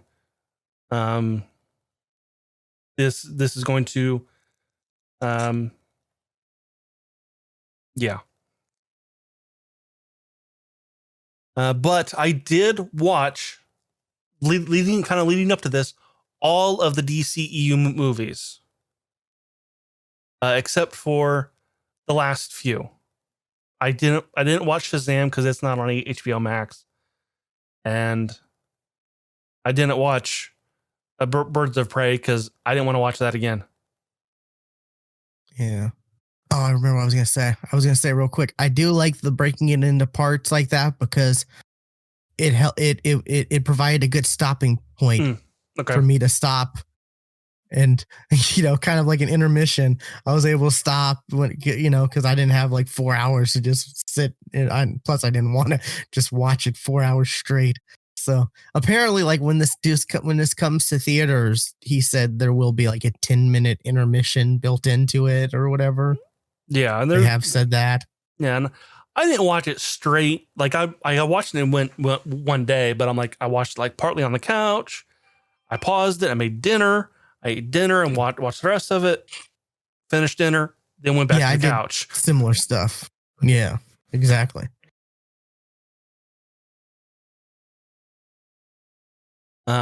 But yeah, I watched the theatrical cut like a week ago, and then I watched this one, and I kind of wish I would have watched it a little closer together, so I remembered like all of the scenes that were changed instead of just some of them. Oh yeah, like the ones that I remembered, was like the ones in with the Amazons. Like the whole thing with the what they called the cage falling, that was not in the theatrical cut. Like the cage was there, but Steppenwolf just broke out of the side of it, then just did a giant leap and with his axe, and then that whole thing happened. But like it falling into the ocean, you mean the temple? Yeah. Like I remember. I didn't remember that. Yeah, I was like, oh wow, I don't remember this being in the original. Yeah. No, because it was. I mean, all of them are dead. Like, well, also before you could think the people who survived inside, maybe they could free them, you know, in the theatrical. But like this, no. Yes, they're no. dead. Yeah, they're dead now. Also, a scene that I'm glad they fucking cut because it made no sense in the theatrical was that wasn't even the first time we saw like parademons. We actually saw them before that when in Gotham, because one just shows up and Batman is tracking it somehow. Like he knew it was coming. I remember this. Yeah, because he knew it was coming and it was, you know, lured in by fear.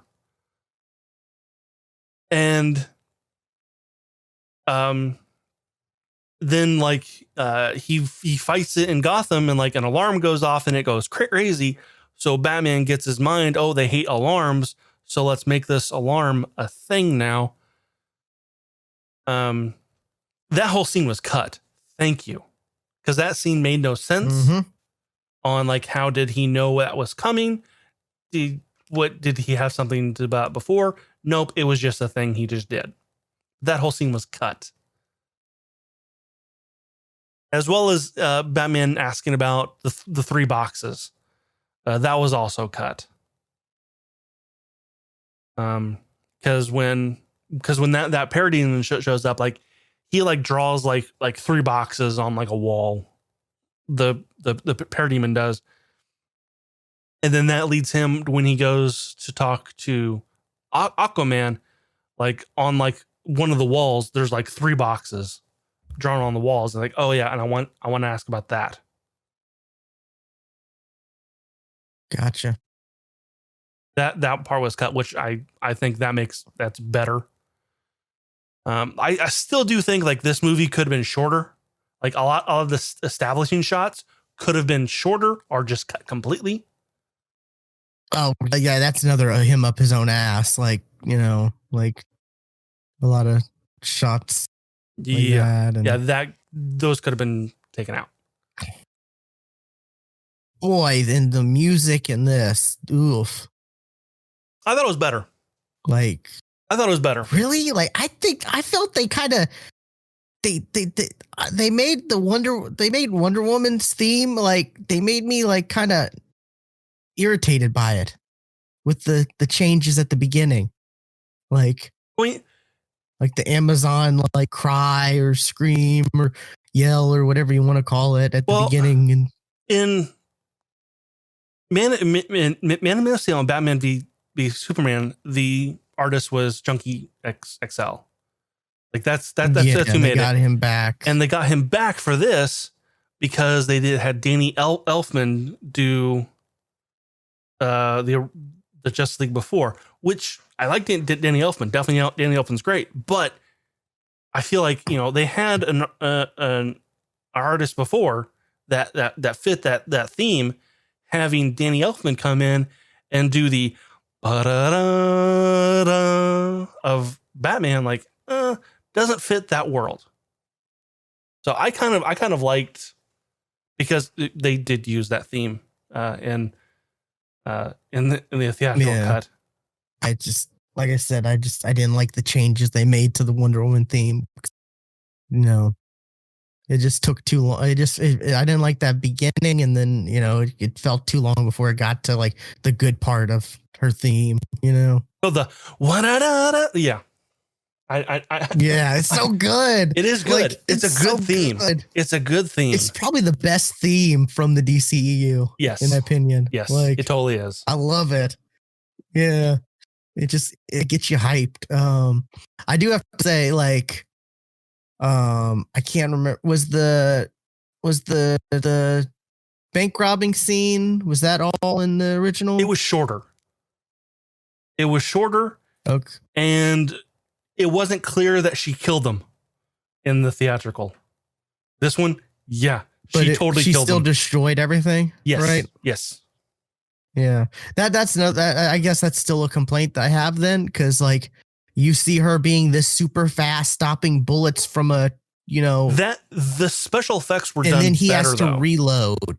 The special effects. Yeah, were but I mean, I'm better. saying, I'm not saying the special effects. I'm saying like you see he has to reload, and she doesn't do anything. She doesn't just run up to him and stop him. She instead uses her gauntlets to destroy the building she's in, and right, like oh wait, this just destroyed anyway, like a bomb, like that bomb you just threw out. Like, okay, yeah, which like it's the same kind of like complaints people had with like Man of Steel, where it's like they just kept destroying stuff and they had no like regard for anyone. And like, also like that same complaint. in the theatrical and the Snyder cut, I had the same issue with that fucking bomb. Like the dude said, 4 city blocks are going to be destroyed. That bomb was not big enough for 4 city blocks. Or the explosion wasn't big enough to destroy 4 city blocks. That one building, yes, but and maybe the adjacent buildings. But 4 blocks, no, wasn't big enough. Yeah, true. So, and if Wonder Woman thought that it was 4 city blocks going to be destroyed, she should have went higher. Exactly. Yeah, there's a lot to this movie. A lot, like there's a lot. People, it's like yeah, it's better because they established the characters more, because they had twice as long to do it with. Yes, which I get. Of course, they established the characters better. Yes, like Cyborg was definitely done better this time around, because we actually saw him outside of the CG, because we never saw that in the theatrical cut. He was only ever CG. And this time around, it actually showed like how smart he and Barry were, because like that whole discussion to bring Superman back in the theatrical cut, it was just an argument between Wonder Woman and Batman, while everybody else just kind of stood back and just listened. That in this one, it was more of a group conversation. Yeah, and they got rid of the whole, I never really fought anybody before. I just move people, like with the Flash. Yes, the Flash was definitely better. I've actually heard some people liked that over this because they felt it gave him more character growth. Well, I mean, I can see both ways, but I like this way better, I think. Because the Flash should be established because he has the crazy suit, but then again, like he at that point, like he's struggling to find a job. He had beaten, by that point in time, he had also beaten like Captain Boomerang. Like he had put villains in jail. So like he should be not a newbie like he was in the theatrical cut. Yeah, I agree. Yeah. So like he should actually kind of somewhat know what he's doing, like he did in the Snyder cut, which I was totally fine with. I thought that was better. And like a scene where Barry trips and falls onto Wonder Woman's boobs, that was taken out. Thank you. Was that in the original? Oh my god. They straight animated. Wow, I don't even remember that. Yes. Wow. Yes, there was a complete pratfall, and he like stands up real quick, like, and looks around like, I didn't do that. Instead, what happened, I didn't quite understand what he did. Because like it was the scene where like the crawler was starting to fall in the tunnel, and then Barry gets up and then runs and apparently trips and then smashes into a wall and gets knocked out. Like it happened like real fucking fast. I don't know what happened, but that was when like he grabbed Wonder Woman and like fell on her in the theatrical cut.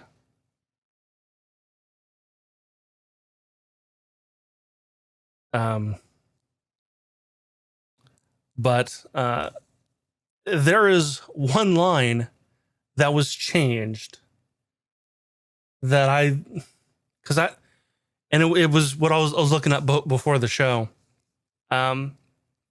When Superman comes back and takes Lois to the farm, and they come back in the Snyder cut, she says, "You spoke," because in the Snyder cut, that's the first time he speaks.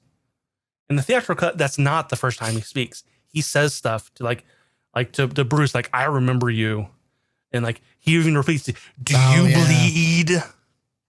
He like that awful line. That awful line from Batman v Superman. I've got a line in the theatrical cut. They land, and instead of saying "you spoke," she says, "You smell good." And then his response is the same as before. Did I not before? Like I remember even in the theater saying, "That's a dumb line." Yeah. Okay, I got two things. It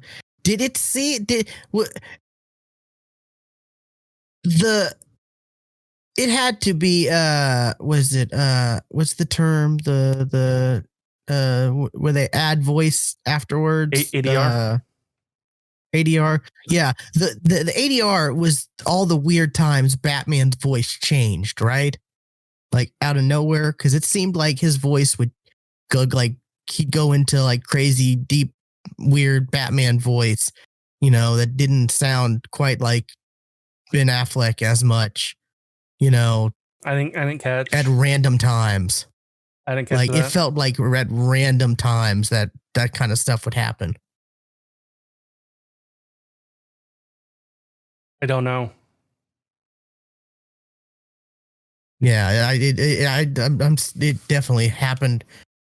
At least it felt like it happened quite a bit for me. I noticed a lot of like weird parts for that, and then they messed up so badly when like they're leaving and he's talking to what was it, Alfred, and Alfred's like, well, he says faith, Alfred. He should have said hope. You're right. He should have said hope. And they should have said hope. They even say in the movie later, they even reference later in the movie how the symbol is that's the symbol for hope. Mm-hmm. Like, it made me so upset when he said faith. I was just like, this is your second chance at this. That was a good point. He should have said hope. You're right. He should have said hope. You should have said hope. And also, come on, Batman, you're not looking after Martha after the whole Martha thing. Like, right? You feel so bad. You feel so bad about Superman, and you're doing all this stuff, but you don't look after his mom at all. You don't even. I mean, nothing. Yeah, he makes it right. He does say in the Snyder cut he's fixing a mistake. Yeah, like, so. I mean, yes, like it just felt kind of weird. I never thought about it till like recently. I didn't think about it till you just said it. Like, you're right. He should have exactly. That should have not been a thing that happened. That was such a big thing. Like Martha, like everyone makes fun of it, Right. It was, but and jokes aside, like it was a big impact. So, and kind of speaking of Martha, like the scene between Martha and Lois, It was definitely better. I preferred this scene to the one in the theatrical cut because I feel like the theatrical cut one didn't make sense. Wait, which one? The one that was actually Martian Manhunter? Yes. Well, in the Snyder cut, it was Martian Manhunter, but in the theatrical version, like it took place at the Daily Planet in like the break room. Yeah. Where, and like some random reporter dude walks in and goes, "Hey, Lois, what's your source at like the university?" And like starts talking to her about but like her like not even going back to work, like that feels better to like how depressed she was. Because also, yes, there was a joke that was made in the theatrical cut that I'm glad was cut. Because yeah, that didn't need to happen. Because Martha says like, yeah, like, you know, Clark was saying like you need to bring home another Pulitzer. Because Clark said he's never seen a woman more, what was the word? Thirsty? Cringe. And Lois is like, no, hungry. Hungry was the word. Hungry, yes. Okay. No, much better. I'm like, yeah, that joke should have been cut. Yep. Mm-hmm.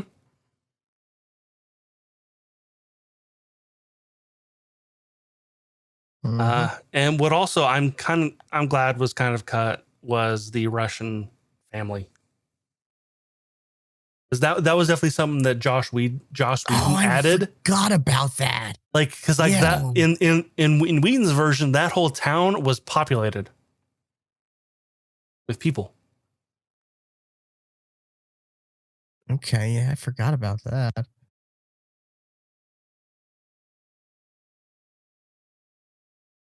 Yeah, and that was definitely something that Joss added, as well as the, it was Joss's decision to use the blue and red suit because that's Superman, blue and red. But nope, after Doomsday, nope, he comes back in the black suit. That's we all know. We all know this. Baffling. It's just baffling. Like how bad the stuff Joss Whedon did. Yeah. Like for this movie, when we've gotten such good stuff from him, like movie TV wise. Like I don't want to get into politics or any of the real life stuff that's going on. But the Avengers. Exactly. The Avengers. Like, how did Josh go from like the Avengers to the theatrical cut of Justice League? Like, how did that happen? I know, right? Like, it's mind blowing. It really is. So, but yeah, it is better. But I'd like, yeah, it was longer. There was a lot of stuff that dragged. Yeah. I feel like, I wish we would have just gotten Snyder's first vision because, his first vision wasn't 4 hours. No, like that's what I was thinking. Like if this movie was the one that came out, it would definitely have been cut down, and like a lot of shit could have been cut, and it could have been a much shorter movie, but still better. Exactly. Last thing I'll say, I don't know, watching the whole cyborg thing, it did not feel like he was a high school kid in those scenes. That's because he was 30. Yeah, the dude's 30. It did not feel like that,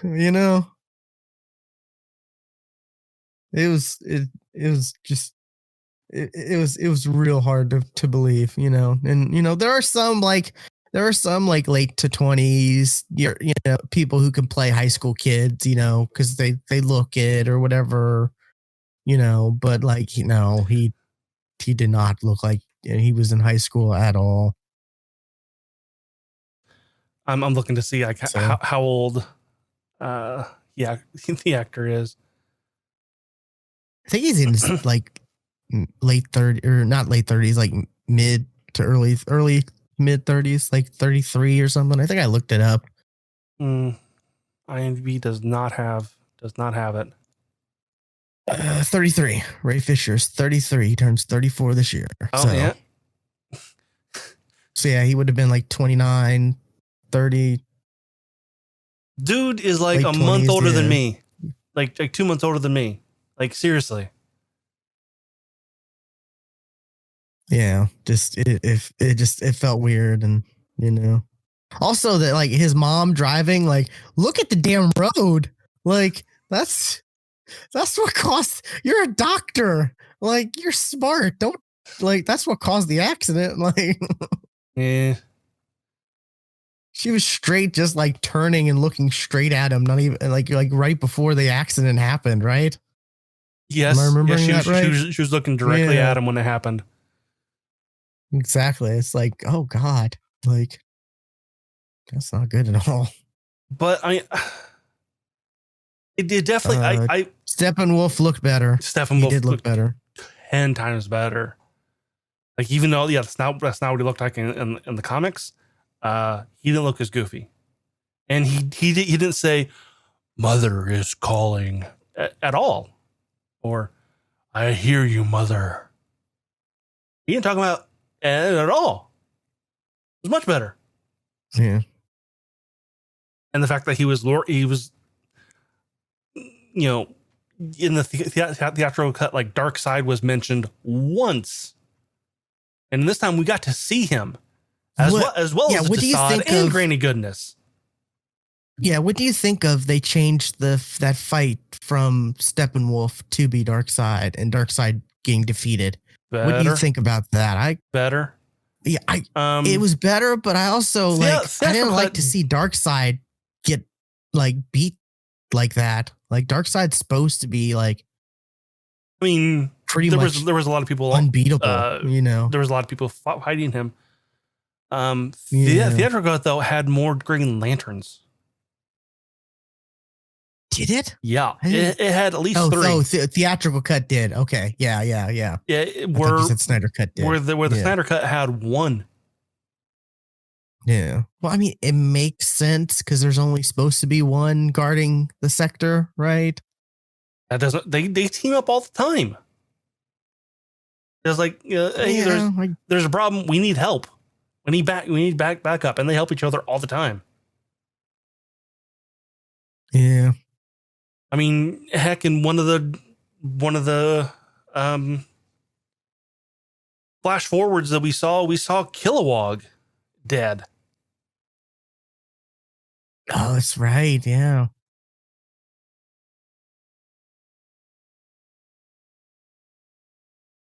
Yeah. So,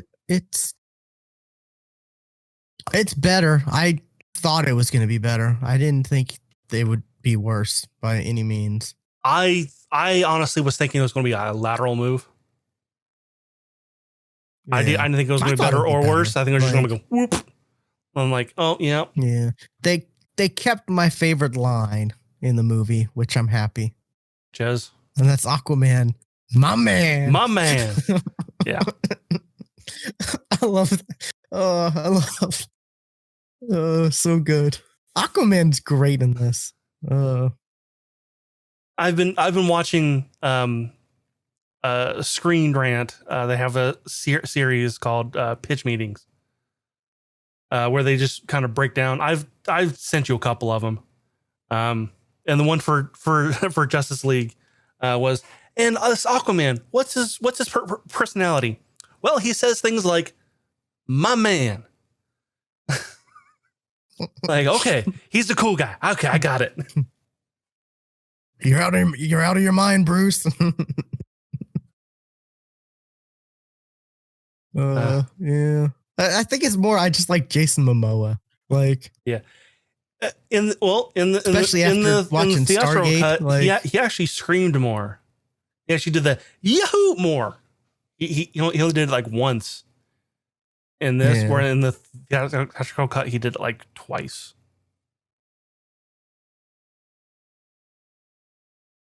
Yeah, man, we need more crossovers, like actors, like bring Momoa to the MCU. Do it, you cowards. Well, I wouldn't be surprised. Drive the Brinks truck to his house. I wouldn't be surprised if Warner Brothers more. has the same rule that the MCU has, and that's you can't be in the other one. Are there no crossovers at all? That's not true, right? Actors, I don't cast. I mean, crew that definitely doesn't exist. But actors, I don't think there is. I guess Michael Rooker is no longer in the MCU, right? Yeah.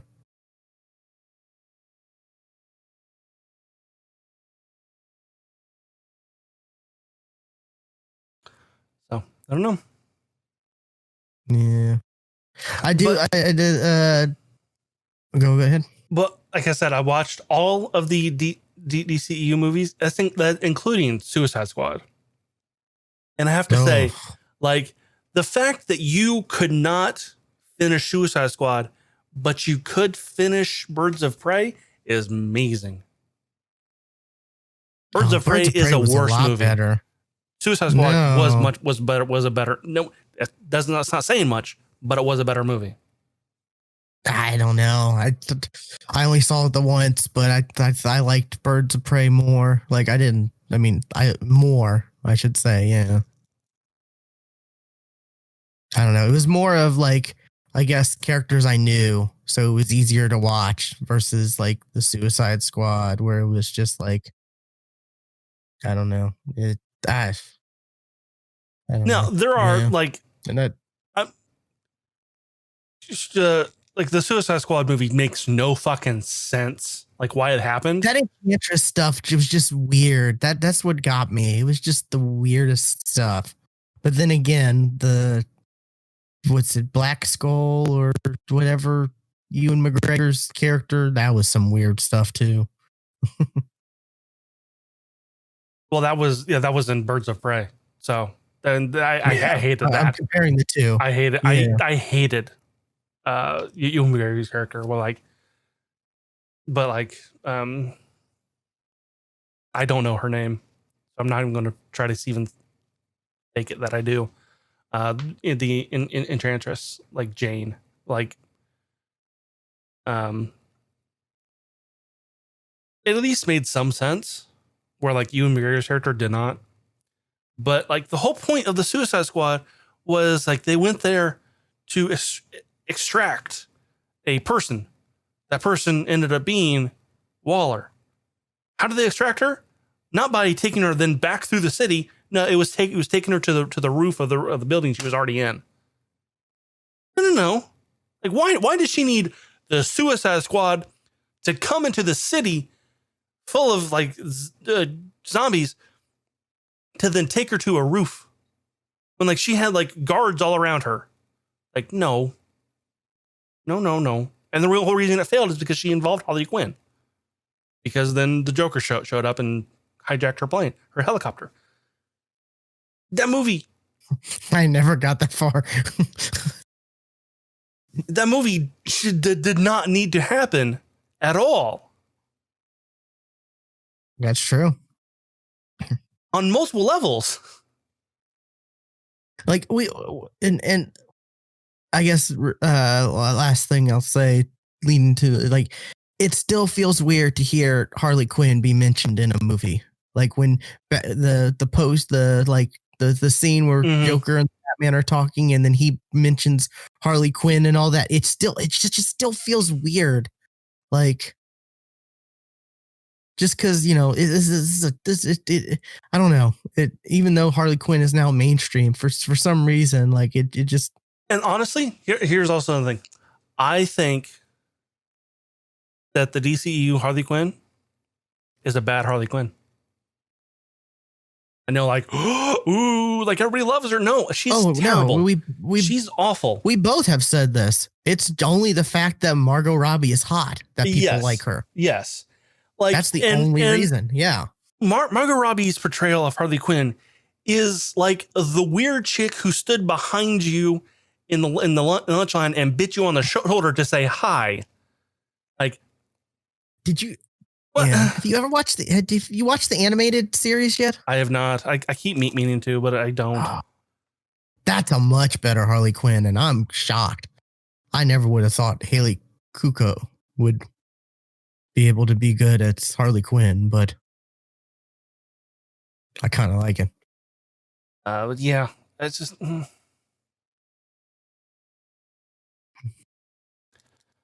See what else? Well, yeah. Supposedly there's a Flash movie that's in the works. After watching the Snyder Cut, I hope it happens. Who knows which Batman's supposed to be in it too? Like, is Affleck coming back, or is it going to be Keaton's Batman, or is it going to be like? There's so much like the rumors and like which Batman is going to be in it. Well, no, I think the Keaton stuff that's for Batman Beyond. No, they talked about Keaton being in there's been rumored that he's going to be in the Flash, like. I deny movie. that. I deny that. Flashpoint. No, I deny that. Which, like, again, the very first Flash movie we get Flashpoint. Like, DC, take some time. Like, why are you jumping into all like the big stuff? Like. Oh, okay. If Keaton is Thomas Wayne, okay, I'll give you that. Oh, and what was it? Batman's line to Flash: "You have to run faster than you've ever run before." Like, really? Which you really dumb. Just told him that's dumb. I mean, one, you don't know how fucking fast he can run, apparently. But that's always the knock on Flash, though. Is like what is the Flash isn't a he has a issue. What does he do? He runs faster than he's ever run before. So the fact that like they said that, I was just like, oh, like, really? And the fact that he wasn't running as fast as he can. Okay, yeah. Because he then proved a little afterward he can run faster. But things happen. Oh, him helping the people out. What the hell? Oh, he's like, yeah, go this way, instead of like, okay, y'all are moving too slow. There, you're out now. Like, what? Okay, that I'll give the theatrical cut, because that he did that in the theatrical cut. Yeah, that makes sense, right? Like, instead of you're the fastest, like, and you're just like, yeah, go that way, go keep it moving. Like, what? He could have, yeah. Yeah, just. Yeah, I mean, it's not a perfect movie by any stance, of course, but it is a lot better. Also, there was a scene that when it happened, I was confused as hell, and that was when Miles Dyson killed himself. Like, why did he kill himself? Like, I literally stood up and screamed, like, why did you fucking do that? Also, let's point out that was fucking Miles Dyson. Like, come on. He created a cyborg. Miles Dyson. And you... I'm naming the character he played in Terminator 2. The one who created the Terminators. Okay. Oh, kill himself. Yeah. Silas Stone. Yeah. Okay. Yeah. Yeah. Just I don't know. Like, this was like, yeah, that was a bit weird. He's playing another character that creates a cyborg. Like, what? Or that creates a cybernetic organism. Like, come on, man. He's playing Miles Dyson again. And who dies? Yeah, that was a bit like, oh, he died. And then it was like, oh Like- yeah, this is the reason why. And I was like, oh, okay. I don't think he needed to die.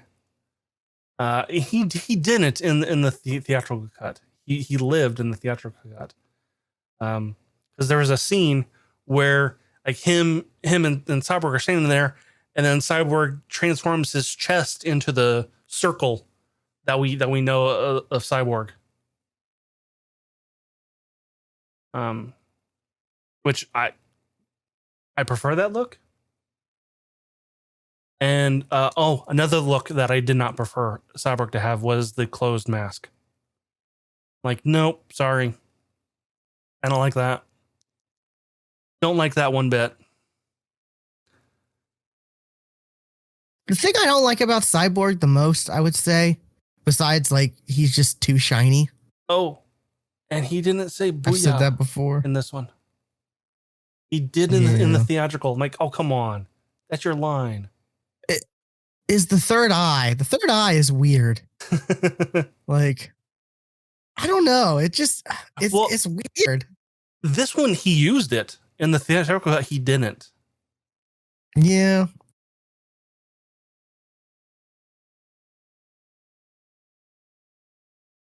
Yeah, I don't know. Like I said, I did definitely have complaints, but it's better. It's better, and it's better, and it made me want to continue that universe instead of killing it with fire. Yeah, just because it's weird. Like, what the? Yeah, it's just that end stuff was just very weird. Like. What like and I'll also say this world or whatever. I'll also say this. It made me not hate the Joker, Jared Leto Joker. I was like, he wasn't bad, yeah, but it felt like I don't know. It kind of felt a little Heath Ledgery. Because I mean, it's the Joker. I mean, you can only do, like it will in Suicide Squad. Like I hated his Joker. His Joker sucked. But in this one, I was like, yeah. I honestly, like, I think like the screen time is equal in both movies. But also he had more lines in Snyder Cut. He wasn't terrible.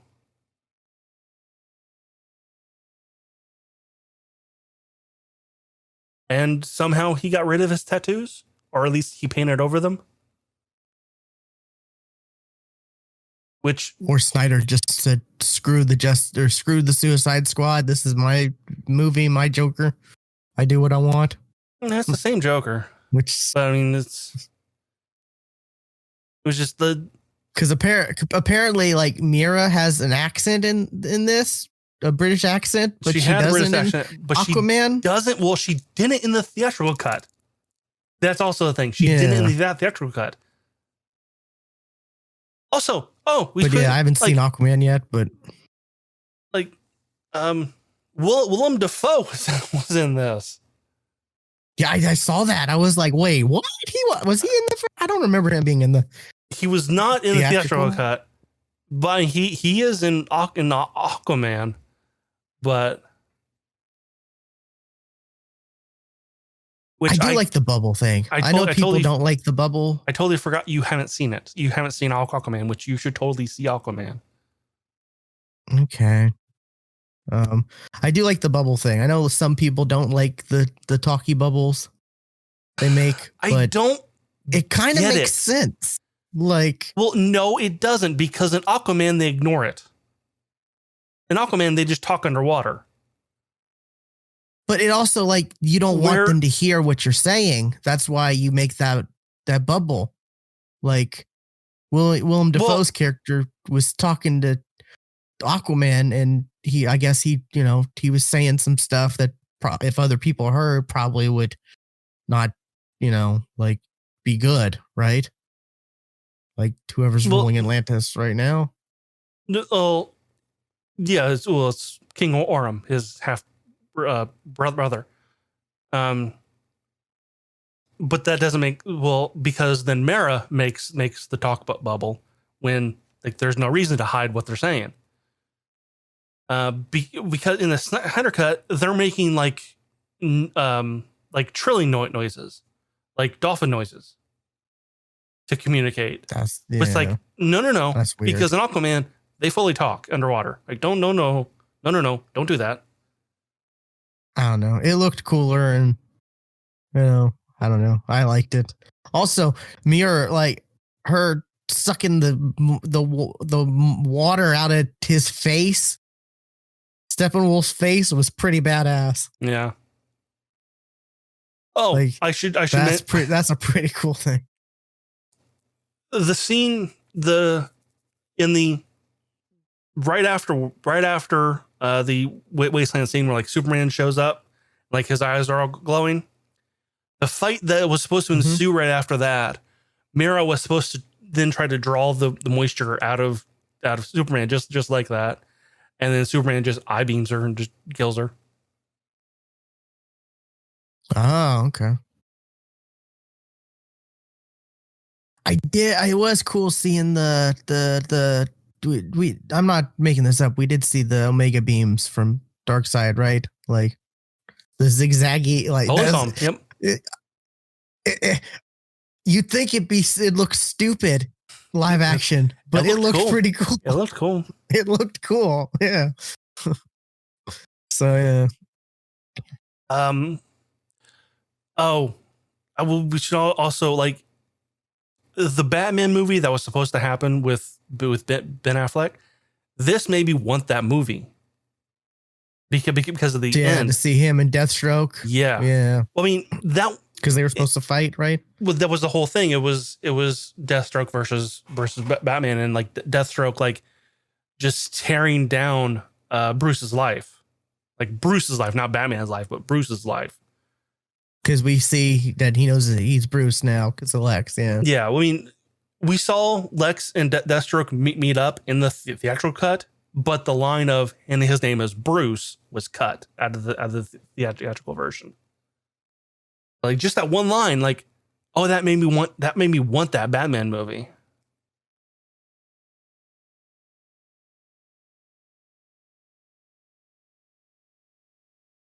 So, yeah. But yeah, we've been talking a while. So, yep. I think I've said it's probably everything I wanted to about it. It's it's better. So, if you're, and it's definitely weirder / more fascinating. It actually made me want the universe to continue. So I don't know what's going to happen because of the Batman, as well as the rumored Batman Beyond. See, that's the thing. Like, just make. I would love if DC, they don't want to. Their whole thing is like, we're not going to copy Marvel, right? Like but they've been kind of trying to do. Yeah. Well, then don't make if you have a good movie idea for Flash, do it. Who cares if it's connected to the others? But Flash can still be in the Justice League, or he can still make an appearance in whatever. I mean, like, just do good movies. But like what Marvel is doing that DC should do is actually having all of your media stay the same, like be like in like the same universe. Even though we now found out that Marvel didn't quite do that. With like maybe like the Runaways and Jason Shield maybe not being in that same universe. We don't know. Probably not. But like with like the confusion of like, like you now have like this universe, but then you're also making the Batman, and it's a different universe, and then maybe making a Batman Beyond movie. Like don't keep it consistent. Don't confuse your audience. Yeah, or because only the super fans can follow. if you're gonna do a side movie out of that continuity, do like Elseworlds Presents, whatever. You have that. Sure. That's your brand, Elseworlds. It's And such a then good name. And then do Gotham by Gaslight. Yeah, because Marvel has What Ifs. Right. DC has Elseworlds. Which we'll see now. We'll see some What Ifs. Yeah. This summer. I can't wait. They look interesting. Yep. Was it last performance from Chadwick Boseman too? Yes. So yes, it will be something to look forward to. Okay, we've been going fairly long. So we'll wrap it up. Episode 416 of the Geeks for the Win podcast. Be sure to follow us on Twitter at the GeeksFTW. Stuart is at Casual Terror, and I am at WillPlayGames_. And we will see you next time. Bye.